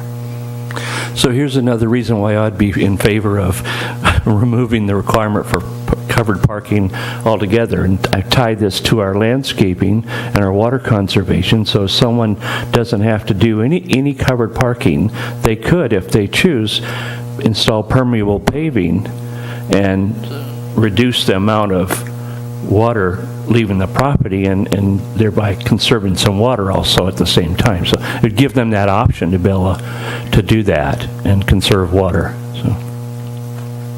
You know, I'm trying to recall some of the discussions about the garages, but I'm having some difficulty. I do recall mention of the cost associated with building garages, which is surprisingly high, and in the interest of a more affordable housing inventory, certainly reducing the number of covered structures is significant. On the other side of the other side of the argument is those, for me personally, is just the aesthetics of seeing cars. I consider cars a blight on the environment, and I've said it often enough. But then again, covered parking doesn't particularly obscure the cars. No. And one of the things we're seeking to resolve is, and you'll appreciate this, is we constantly come to the Planning Commission with parking exceptions when we couldn't put the parking, in a garage in a covered situation. I mean, half of your, like just about every other Planning Commission meeting that you have one of these things that comes forward. It's kind of ridiculous. So we're trying to remove those types of things, one, from going through the process and going to Planning Commission, because you don't really need to see those things, but the policy requires you to, and then getting rid of the issue entirely for where we see them the most, which is on lots that are smaller than 4,000 square foot. We need to get rid of that because there's no reason why we keep doing that. It takes a lot of staff time to do it, and then Planning Commission gets it, and largely you're kind of like, okay, it looks fine. There's not a whole lot to say about whatever small addition they happen to be doing to the house.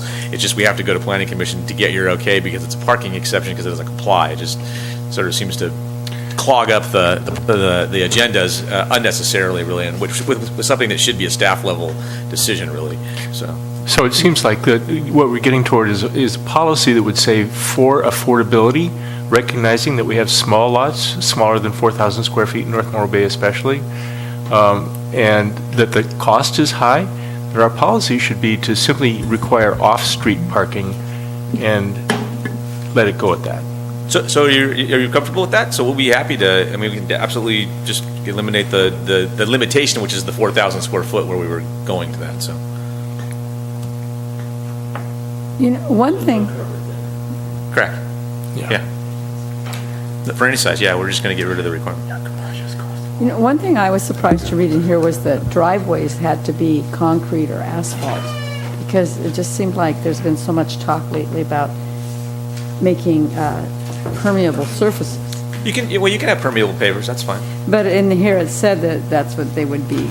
I can't remember reading somewhere where it was parking, driveways would be concrete or What page is on asphalt. that? I can't remember where it is now. Does pavers and stepping stones, those things count as concrete? Maybe if they were made out of. We count them normally. I don't know if this is language left over from our current ordinance or what it is.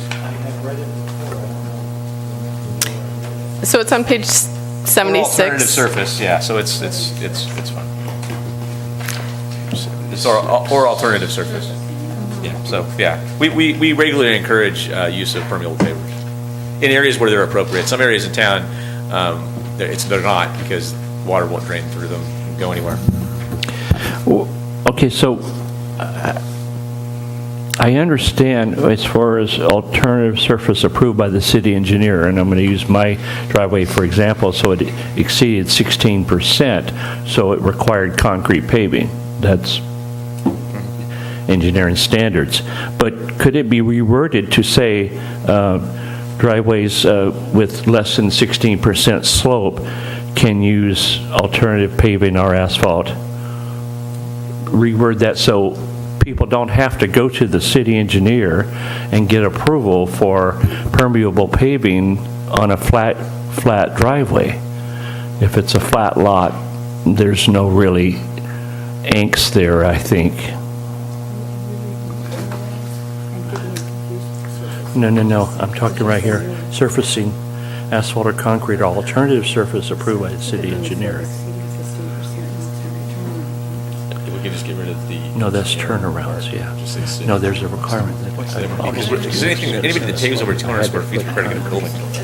And it's a good deal, because asphalt will Yes. slip. So as I say, maybe we get rid of the engineer piece of it, and we just say the city, because you're already required, if you're paving anything over 200 square feet to get a building permit. It doesn't necessarily need to be approved by the city engineer. I'm just looking at it being, user-friendly to the customers and not having to run them through another hoop. I mean, we can remove the engineer piece, and it could just be through the city. You're required to get a Sure. building permit for paving over 200 square feet, so. Okay. Well, paved wheel tracks are really ugly, but No Hollywood they're drives for you, functional. huh? I didn't know that, I gotta get a permit. So I'm going to skip back to the required parking spaces.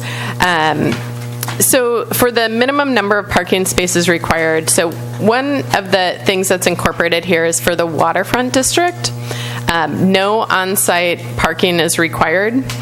And that's kind of in recognition or our attempt to reconcile what happens in the Waterfront District with the calculation of historic parking credits, and that being really kind of an unclear process number allocation, and what it typically resulted in was not requiring any parking because there were some historic parking credits that seemed to account for any parking that would need to be required. So the idea with this is just to be more transparent in what was actually happening through the process. In other districts, however, you're required to provide the minimum number of parking spaces per the table. And the parking requirements for each use were kind of evaluated and revised to a large extent to try and come up with, wherever appropriate, a consistent parking requirement. And so you'll see, so for public and semi-public uses, for all of those groups of uses, it's 1 per 250 square feet of floor area, except as specified. So we call out the uses that have particular characteristics that warrant having different standards. But wherever possible, we want to have a consistent parking requirement, again, so that as these different uses maybe come in or switch out, staff and the applicant and the interested parties aren't constantly trying to recalculate parking and trying to figure it out, when in actuality the difference sometimes is maybe just a couple that really wouldn't have a significant effect on the operation of the area and circulation together. So again, wherever possible, trying to have consistent parking requirements. Although with given the conversation we had before, where if you convert from something else, you just keep the same regulations, this is really only going to be very limited to just brand new buildings, right? Right. Pretty much. And that's also where I identify, by virtue of this, switching out uses, they predominantly have the same parking requirements anyway, particularly for commercial, where really the difference is going to be that the retail to restaurant, the noticeable difference. We don't, my argument here would be, but the last thing we want on waterfront lease sites is parking spaces. I mean, for many, many reasons, but there's, a lot of pedestrians walking around down there. It's not a good look. You don't want cars there. It needs to be more pedestrian than it is now. I mean, which is what our planning efforts to this point have largely been focused at in that area. And hopefully when we're done with all this, we can start implementing some of those things to make it more pedestrian friendly.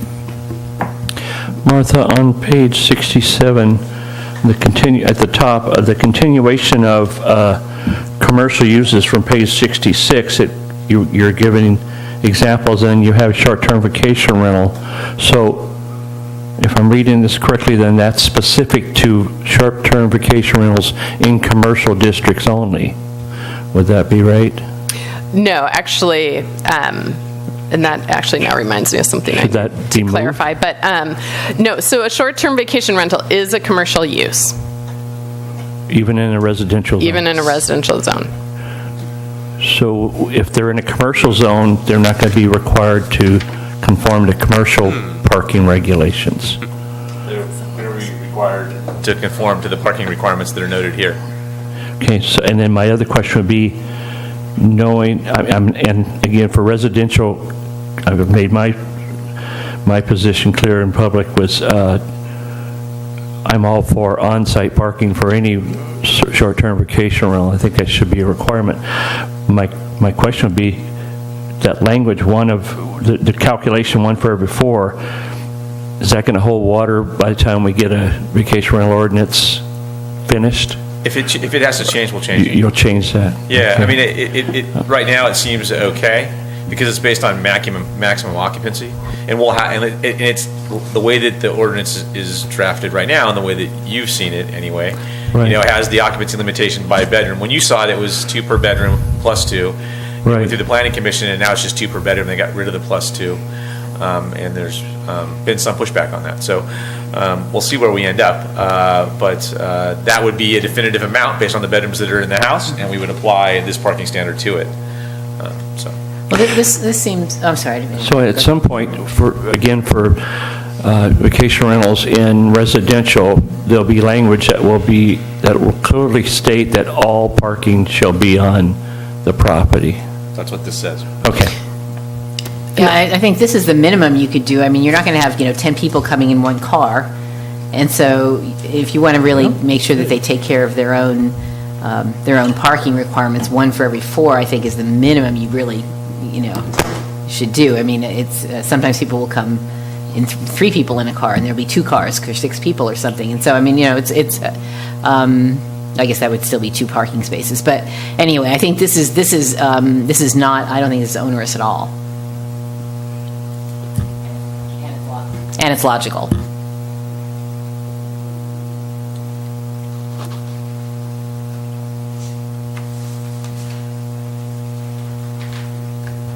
So then the next section has provisions for parking reductions based on transit accessibility, whether there's public parking facilities located within the vicinity, if you provide motorcycle parking, car sharing programs, and shared parking. So those are all opportunities for, based on different characteristics, to get reductions in the parking requirements. I've noticed in a lot of things I've been reading about affordable housing, and they talk about it being accessible to transit. And now this is the parking reductions if you're close to transit accessibility. Is this to force people, or is this a state law, or is the movement already going that people are using less cars and using more transit? So if you're close to public transit, that's the affordable housing and the fewer parking places is all tied together with that? Well, the idea is that if you are close to transit service, then there's options for for getting around without having a car. Whereas if I live somewhere away from transit, no matter what, I have to have a car to get around. I understand that, but I just have been seeing this so often. I was just wondering, was it a state ordinance or something that's coming in, or is it just a policy moving toward? So there is the accessory dwelling unit state law does, yes, include the transit accessibility. Yes. So for accessory dwelling units, for new ones, we don't have a parking requirement for it. We don't have a parking requirement for it because every single lot in town is within a quarter mile of a transit station.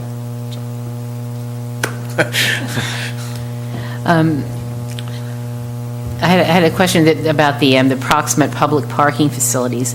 There's public parking facilities and there's city-owned parking facilities, and we don't really have any, as far as I know, any third-party parking facilities. But it's possible that at some point in the next however many years this is going to be in effect, that there will be some private parking facilities, in addition to perhaps, say, a public garage or some kind of thing like that. So I think it shouldn't necessarily be limited to city-owned facilities, but sort of going the other direction. If you're talking about hotels or things where the usage will be at night or overnight, there should be a requirement if there's parking waived for that proximity, that parking be available at the times when it's more likely to be used. Does that make sense? If you have a hotel and the hotel doesn't have to put in that much parking because there's a city garage a block away, Okay, well, that makes sense. However, let's say the city garage closes at, 10 o'clock at night. Well, people going to a hotel are going to be there overnight. Well, it's not necessarily going to be available to them, so the mitigation doesn't really make sense in that case. Well, and I think that's one reason it requires an approval of a minor use permit, so that those kinds of factors can be taken into conceration. So it's not... So it's a maybe waived, it's not you... Right, it's not automatically, all right. yeah. So, example, I mean, we have, so Rose's Landing, we approved with, they converted the upstairs to 10 units of hotel space, where that restaurant use is there. By the previous calculations and in the sort of legacy parking thing that was there, they wouldn't be required to provide any parking for it, but they wanted parking. They're like, we have hotel guests, they need a place to park their car. And so they said, hey, city, can we lease space from you? And so we've worked with them to identify space for them to lease from the city, so their patrons have a place to park their car in the evenings, overnight. So. Okay, but then that takes away the parking from the public use. Yes and no. It depends. I mean, you have these lots that can be available for lots of things. We're also saying, hey, on the waterfront, we're not going to require parking for redevelopment. Right. So we're already doing that. This is allowing us. Hey, we're saying you don't have to have it. You can have your hotel rooms and not have parking spaces identified for them. And they're like, no, we really need that. And we're like, okay, if you want them, you're going to lease them from us, and they'll be from a limited time basis. And that's the kind of way that project was conditioned. So. Yeah, okay, well, I'm not sure about that, but I guess what I'm saying here is, understanding that it's a may waive and not will waive, it shouldn't necessarily be limited only to city-owned parking. It could be any public parking facilities that are available to the public. Like I said, if we ever have a private parking facility, there's no reason why that would be treated differently.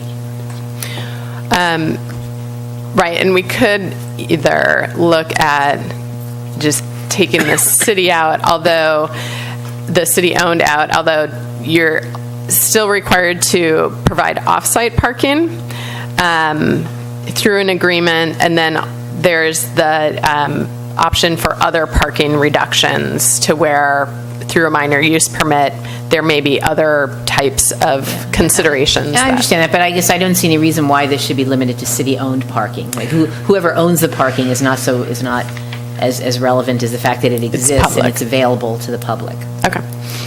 May I interrupt for a point of order here? Are we going to come back to this at another meeting? It depends. It's up to you. Well, I'm just thinking that we've gotten stuck on parking here for so long, and we went past those earlier elements. I didn't know we were not going to come. I thought we were going very fast through them and then coming back. Yeah. And so there's a bunch of stuff in those earlier chapters we haven't talked about yet. Correct. Sorry. So it can finish up just the whole thing, and then we can go back for discussions. So then the rest of the parking section has things for in lieu payments, parking management programs and districts, then things on the location of required parking, as well as parking area design and development, requirements for bicycle parking and loading spaces as well. And then the final section is the performance standards, which to a large degree carries forward your existing performance standards, and it has the kind of requirements or limitations in for things that may have a potential to cause a nuisance, such as glare, noise, air contaminants, fire and explosive hazards, and so on. So that is a summary of what's in Module 4, although a longer discussion of parking, and then we can go back through and I can answer any questions that you have on throughout. So there's one last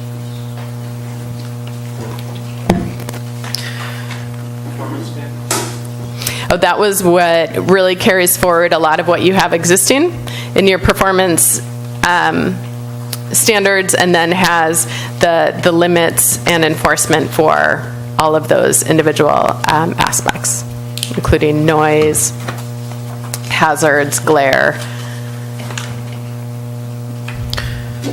So, starting back at the beginning, do we have any discussion on overlay districts? I have a question on the ESHA. Okay. On the first page, the applicability, or rather the purpose, seems to emphasize water, and all things to do with water, all kinds of land with respect to water. And then later on page 15, there's a reference to terrestrial. Is it really our purpose to focus the ESHA on wetlands, riparian? Because that's what the purpose reads like to me now. Right, no, it's all ESHA, whether it's terrestrial or water influenced. Okay. Then there's a statement at some point,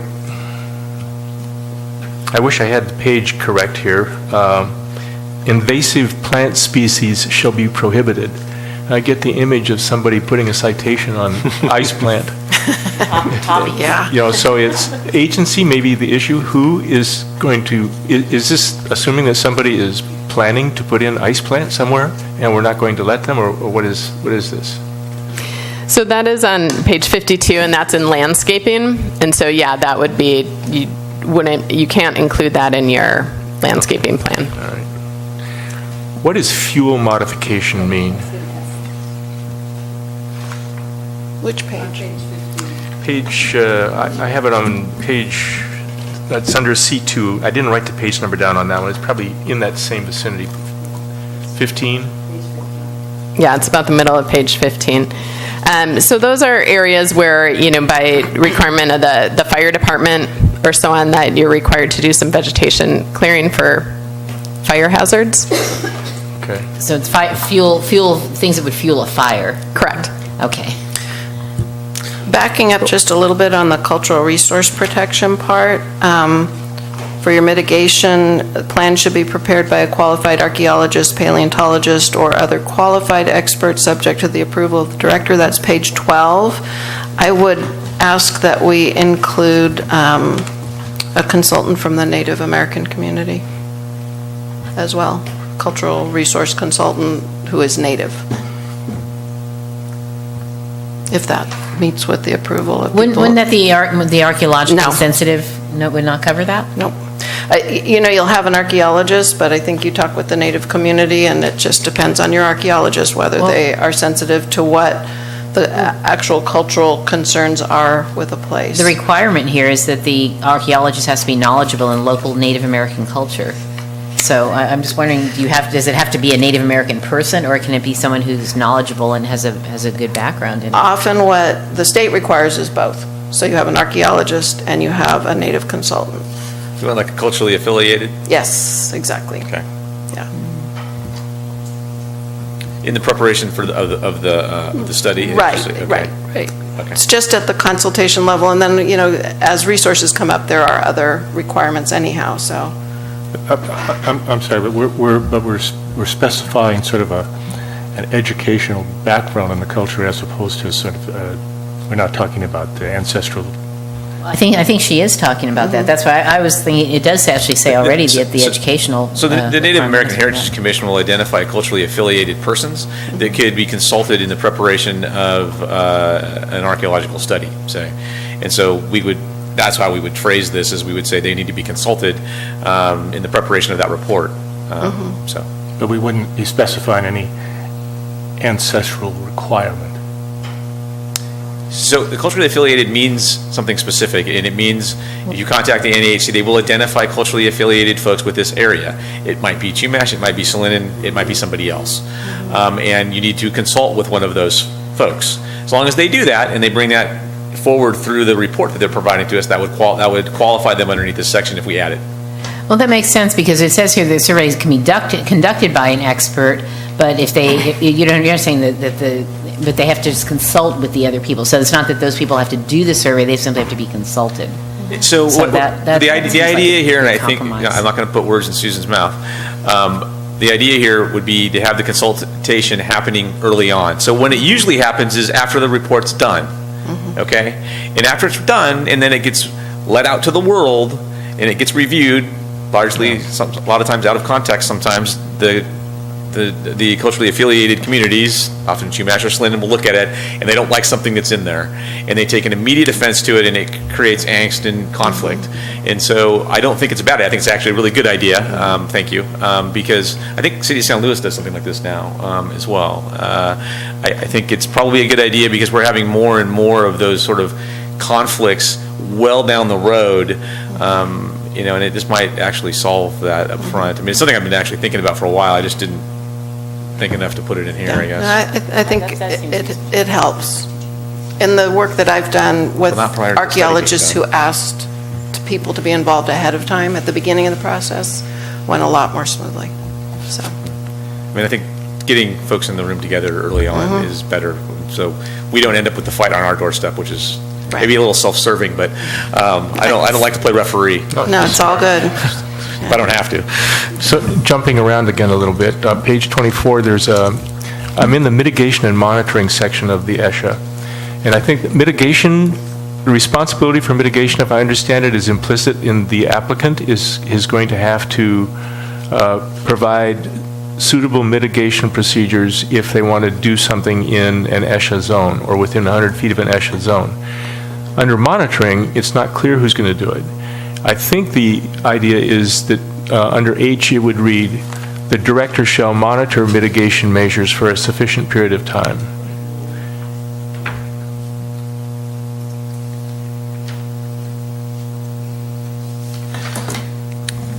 So this could mean a couple of, I think this is actually written broadly to pick up a couple of different things. Any project that has monitoring requirements in it, oftentimes will have monitoring and reporting requirements that go with it.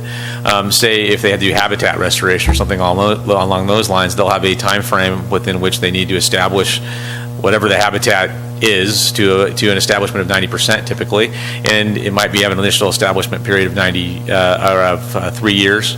Oftentimes, with reports every year on the progress, and then that time frame can be extended to say if you were trying to establish wetlands or something like that. And then it's on the city, because those are conditions of approval. We're the ones that are required to make sure that that happens, and that those reports are coming in on a yearly basis, so that we're making sure that the mitigation is being implemented and it's being established again in the instance of a wetland restoration type situation. Sure, and I understand. My point is just agency and making sure that it's somebody's responsibility. And it's implicit in places in here, the director shall determine if we need a longer mitigation period or not. But just saying it clearly makes it so, I think. The director of the city or, some... Yeah, I don't know who the right person is. I Yeah. assume the director is used in the paragraph below, so. While we're in this area, on page 25, under the method of protection guarantee, 3C, the offer of dedication, I read that several times and couldn't figure it out.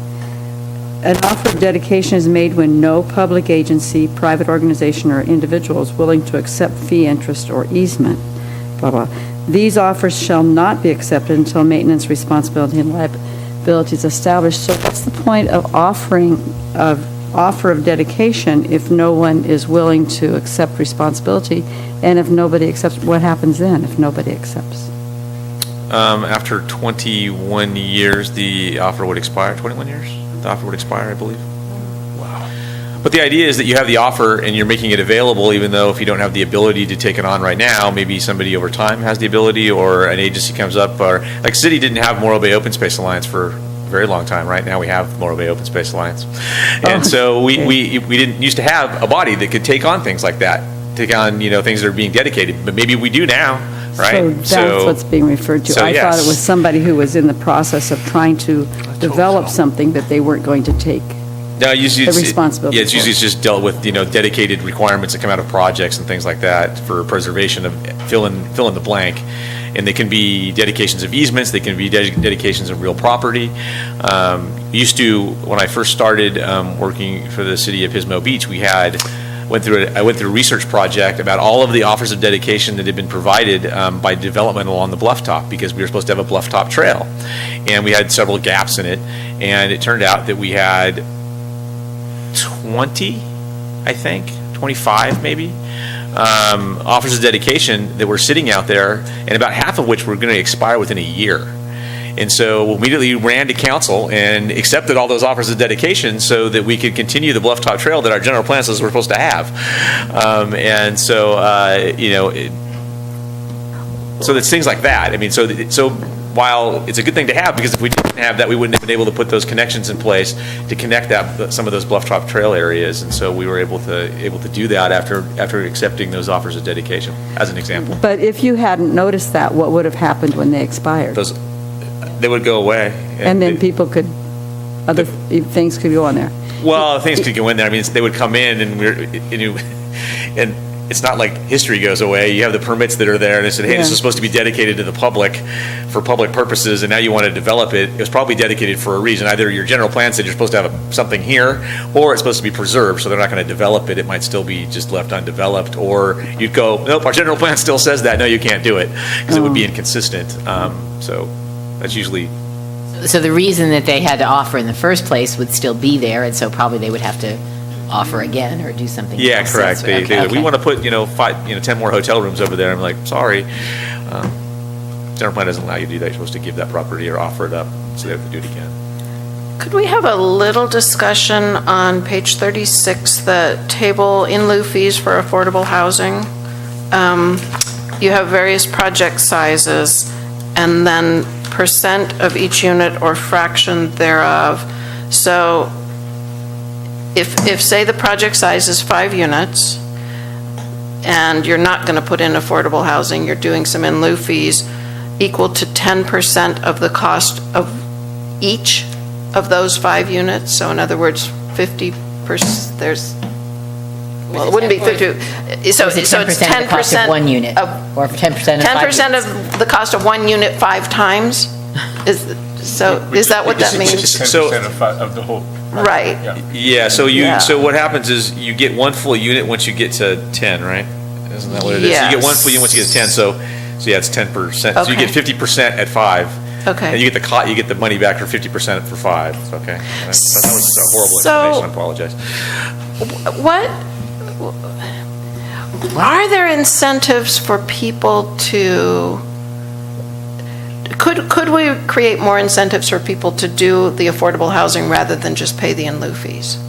So like, do we say, gee, you're going to put in affordable housing, we are going to,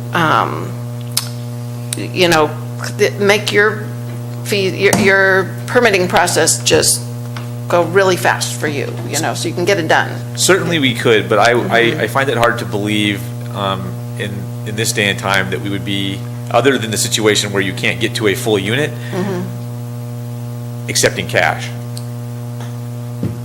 I would think that we would be requiring the provision of the housing every time. Okay. I like that. We're that short. I mean, it's just, and that mindset, I think, for communities, has been changing to that end for a very long time. It used to be pretty common that you'd get in lieu fees, but it's less so now. Okay.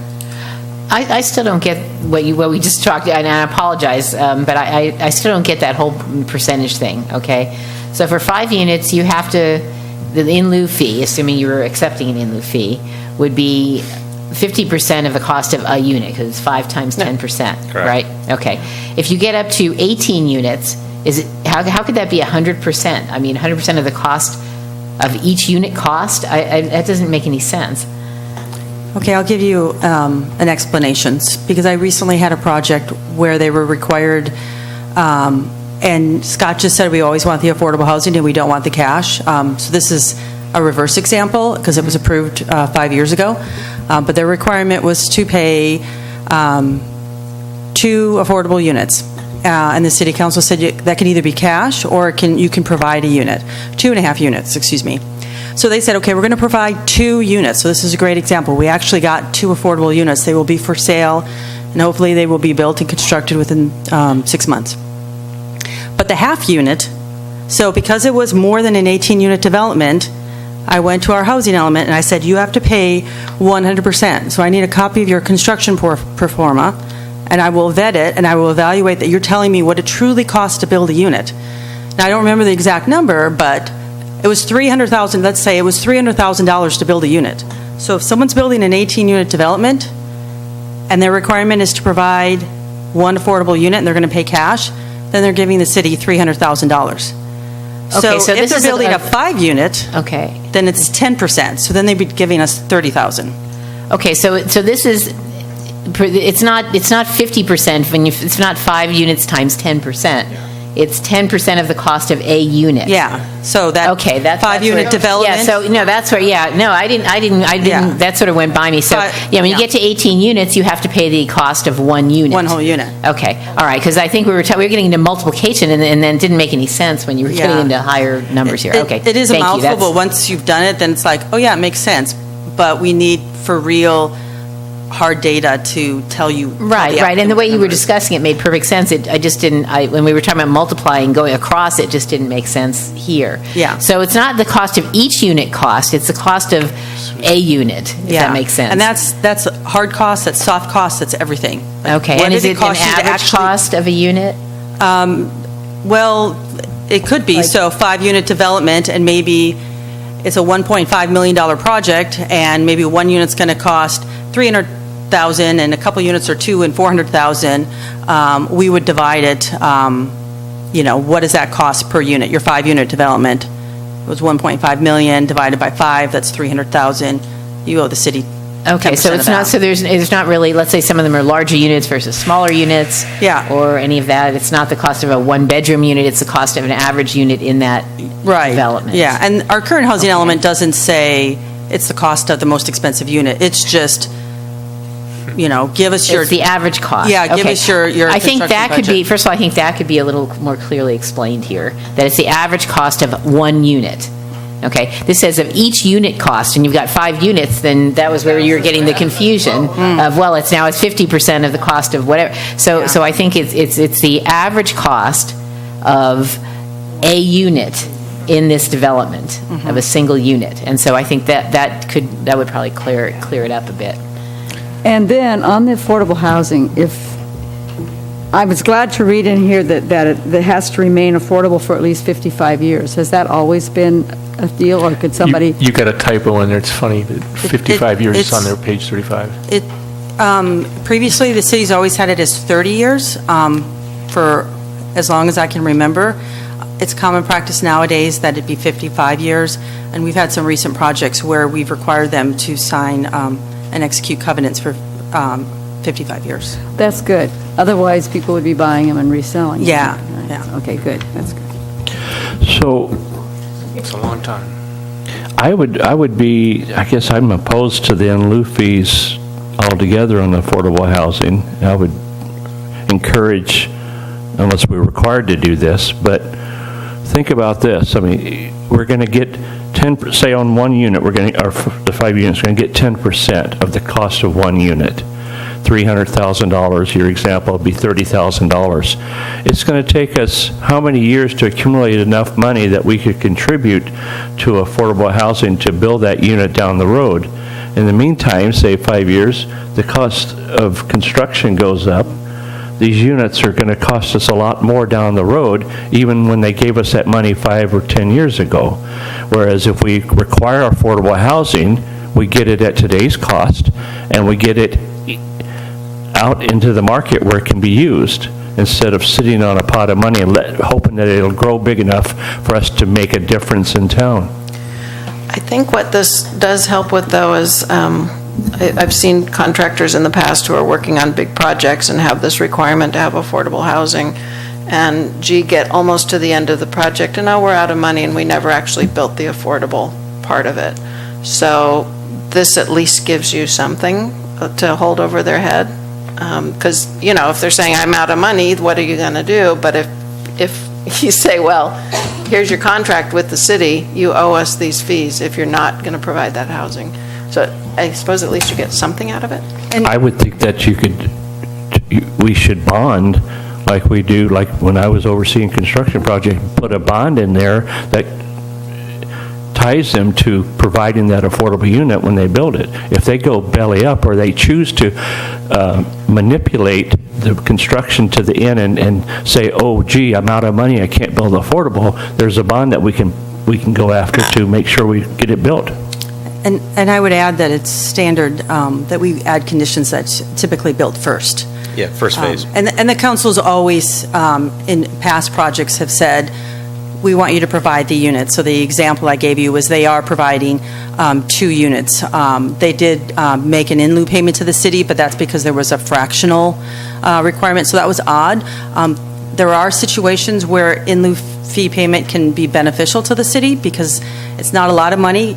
Granted, $30,000 is not a lot, but just last month, the city council awarded some in lieu funds to People Self-Help Housing that they could use to renovate an existing affordable housing development in town that hasn't been renovated in 20 years. They use that as local match, and it allows them to be competitive with state tax credit funding. Another example is we've used it to, buy land when an affordable housing developer comes in and they want to provide affordable housing. Well, I understand that you can do that. It's just, my thinking is, you get the person in the affordable housing, you require it, and if they have angst about it, there could be a provision that they could appeal to council, and council could allow them to pay in lieu fee, but otherwise, when they come in the door, the standard procedure would be that you provide the affordable housing, then you get the person that qualifies for the affordable housing with automatically then their cash flow gets better. They can spend more money in the city. It affects our sales tax. I mean, the financial revolution of those dollars will go around the city, and instead of waiting for us to build that pot of money to build something down the road, it produces an immediate effect in the life of the person that needs affordable housing, and actually contributes to our economy. What is density bonus? Thank you.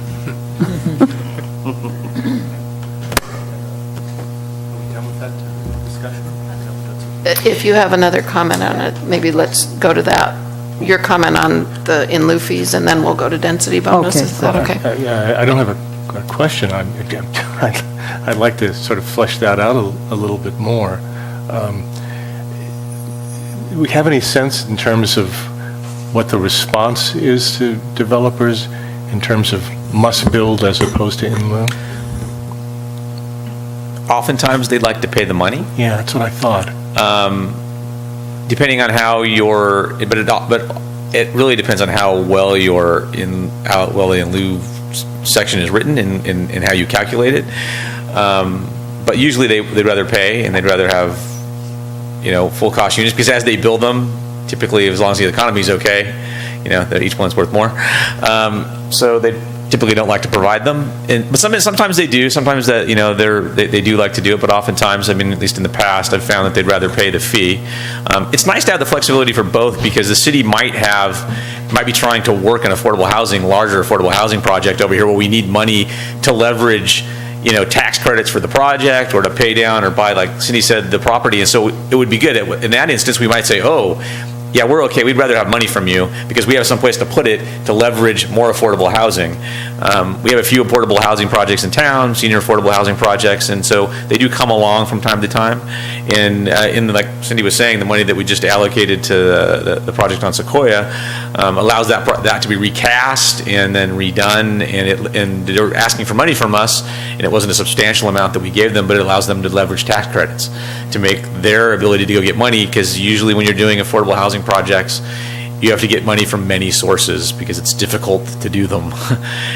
And so, it's likes to have some money in the kitty that we have, there to leverage projects like that, so we can help out those affordable projects that come along. And so there's those things. They oftentimes, rarely do they have all the funding that they need. They never have a single funding source. At least not that I ever see. So. And I just want to point out, and Scott and Cindy maybe could maybe give a little background of how this is related to your housing element, because I think this is less of a discussion on zoning than it is for your housing element. But also, if you turn back on page 35, which is B, which is location of inclusionary unit, the developer is required to provide that affordable housing on site. And then if the city determines that it's not feasible based on that detailed economic analysis, prepared by a city contracted consultant at the cost of the applicant, then you require it off-site.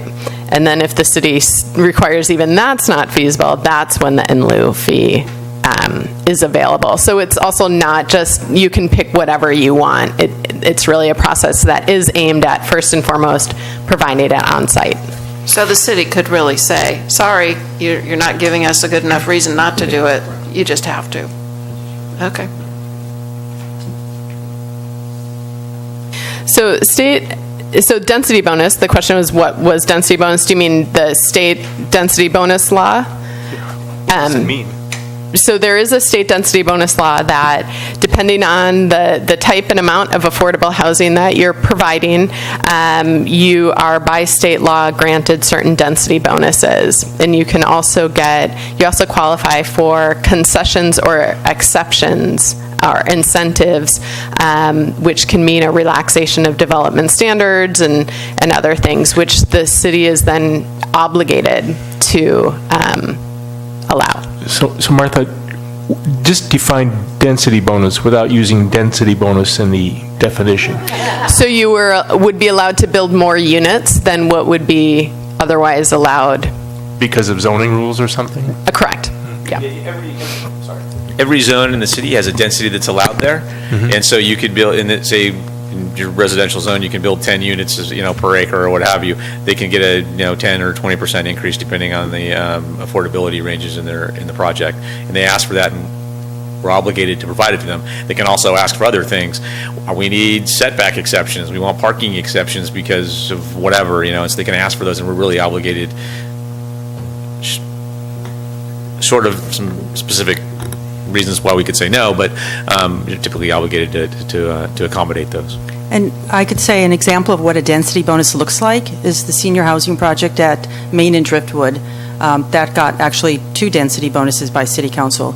So if that appears in scale with the neighborhood and not overly dense, that's actually far more dense than what the base zone would have allowed had it been market rate.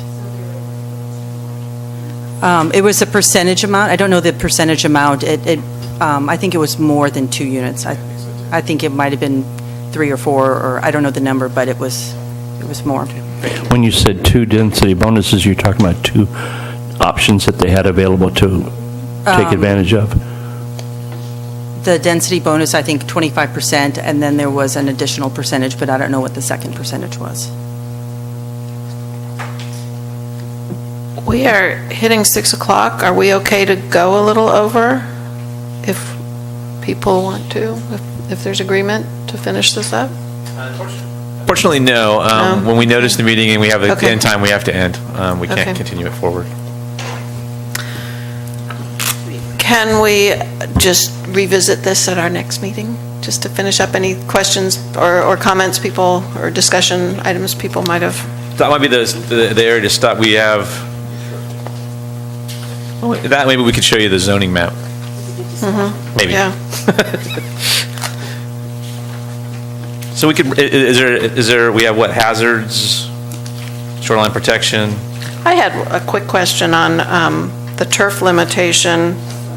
Page 52, no more than 25% of the landscaped area may be turf, which I get for, water restrictions and all, but what about as it relates to daycare homes and things like that, where they're required to have a certain amount of outdoor soft space for children? Do you know? Couldn't they use artificial turf on that? I don't know. Save water? They'd have to have some other surface material there. So there's no conflict that we know of, though? Not that I'm aware of. Okay. Why is turf prohibited in areas less than 10 feet wide? I wondered about that, too. Well, and also the idea is to reserve turf for use in areas where it gets used versus just ornamental, and typically a narrow area like that would be, There's a lot of other ornament. options for a Yeah. skinny thing like that, I think.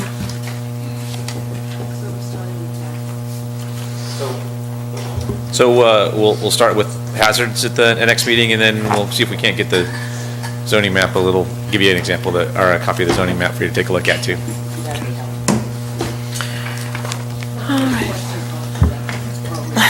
Well, no, we're still in our meeting. We're still in our meeting. Do we have There's still a record. committee member closing comments on the record? One thing I want to throw out there from a conversation with Glenn, putting you on the hot seat a little tiny bit, the question of whether we have been prescriptive enough in some of our, maybe not so much in the zoning stuff, but even in our general, where do we want to be in 20 years? And this is, maybe we have, maybe we're fine.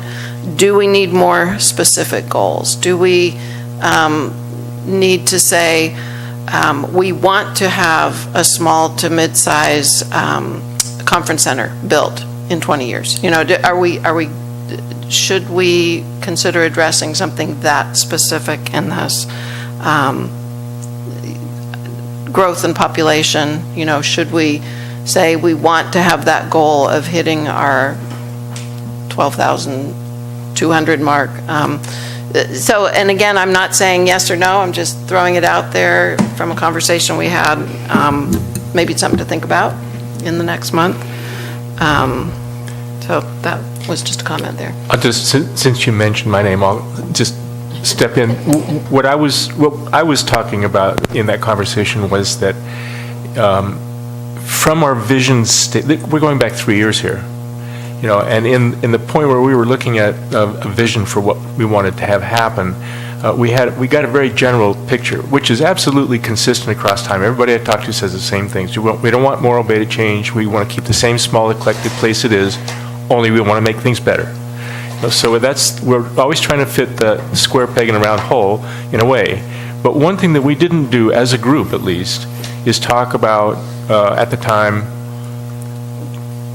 in implementing this vision, do we have any specific goals or objectives for our 25-year horizon? Do we want to stimulate population growth? Because it leads to some good things. We never had a discussion like that. And I think really the time has passed for it. So, So you have had some of those conversations, both in the growth section of the general plan. All that lives in the general plan, not in the zoning code that we're looking at today. So you have had some of those conversations. Whether you were specific enough in those conversations, I can't answer the question for you.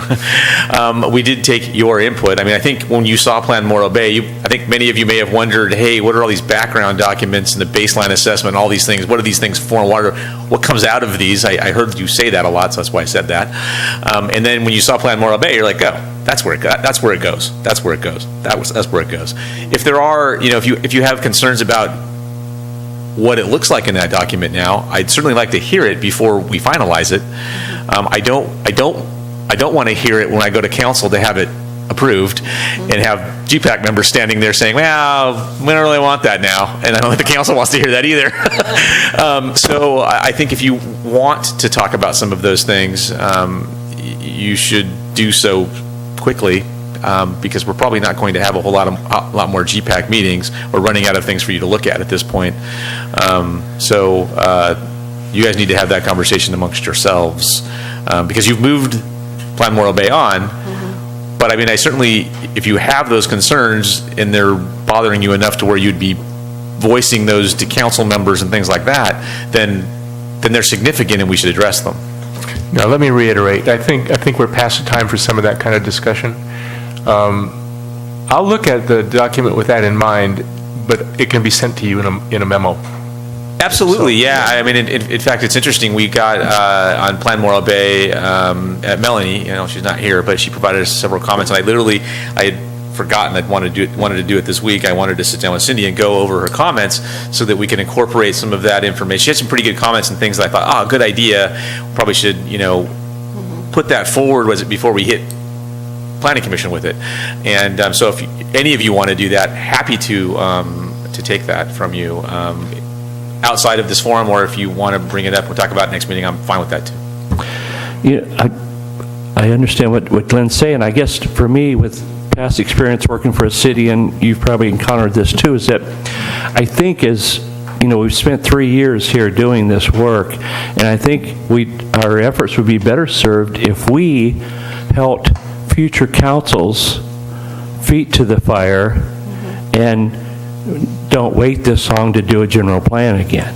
Wait, even push them for every 5 years. Let's look at this, and let's see some of the things Glenn's talking about, or whatever that we don't know today, and make sure that there's money set aside, that we don't have to go begging for grants, and that we have a process in place that we could establish how we go forward and We mean preserve and protect. Update process. Update process. Something like that. The general plan is only as good as the ability that we have to update. Because it's going to grow. It's a living document. And we failed, we being whoever was before us, for how many years, 20-something years? Not doing that. We were left with an onerous task that could have been done a lot easier if we would have held council to fire and found the money set aside to update on a regular basis. That's my thought. I think what I see with the plan is it is a blueprint, and it's something for councils, for planning staff to refer to, so that as projects come up, we say, well, does it fit? And I think it's a good document for that. And I think with all of our various specific plans for, the downtown redevelopment and the connection between the waterfront and downtown, all of those things kind of hit those specific things, so something to think about. The good thing, the plan all the plans that you just referenced, including Plan Mora Bay, has an implementation section that goes with it. So we will have specific metrics to how we've been implementing it, because the general plan that we have right now that exists, there's nothing in there that tells us to do much of anything. There are some things in there, but not much. And this has the matrix in the back that says, hey, you're going to go do all of these things, and that's what gets incorporated into our goals process. And then we report back on that when we report. Every year. Every year we're supposed to be doing that. And so we'll be reporting on, we'll have those reports come forward, because we should be telling folks that we're implementing the plan that we spent $1 million, $1.2 million on. I mean, that's important. There's a lot of money that came forward, not just in grant funding, but city funds as well. I mean, we need to be responsible for that. Any comments from Community Development Director? I have one. We have a joint planning and planning commission and WRF CAC meeting on July 3rd. It'll be to review the EIR for the wastewater treatment facility, the proposed. That'll be from 3 to 6 in this building. So then we'll go into our regular planning commission meeting, but it'll be during 3 p.m. to 6 p.m. time frame. Will we have a chance to review it ahead of time, the EIR?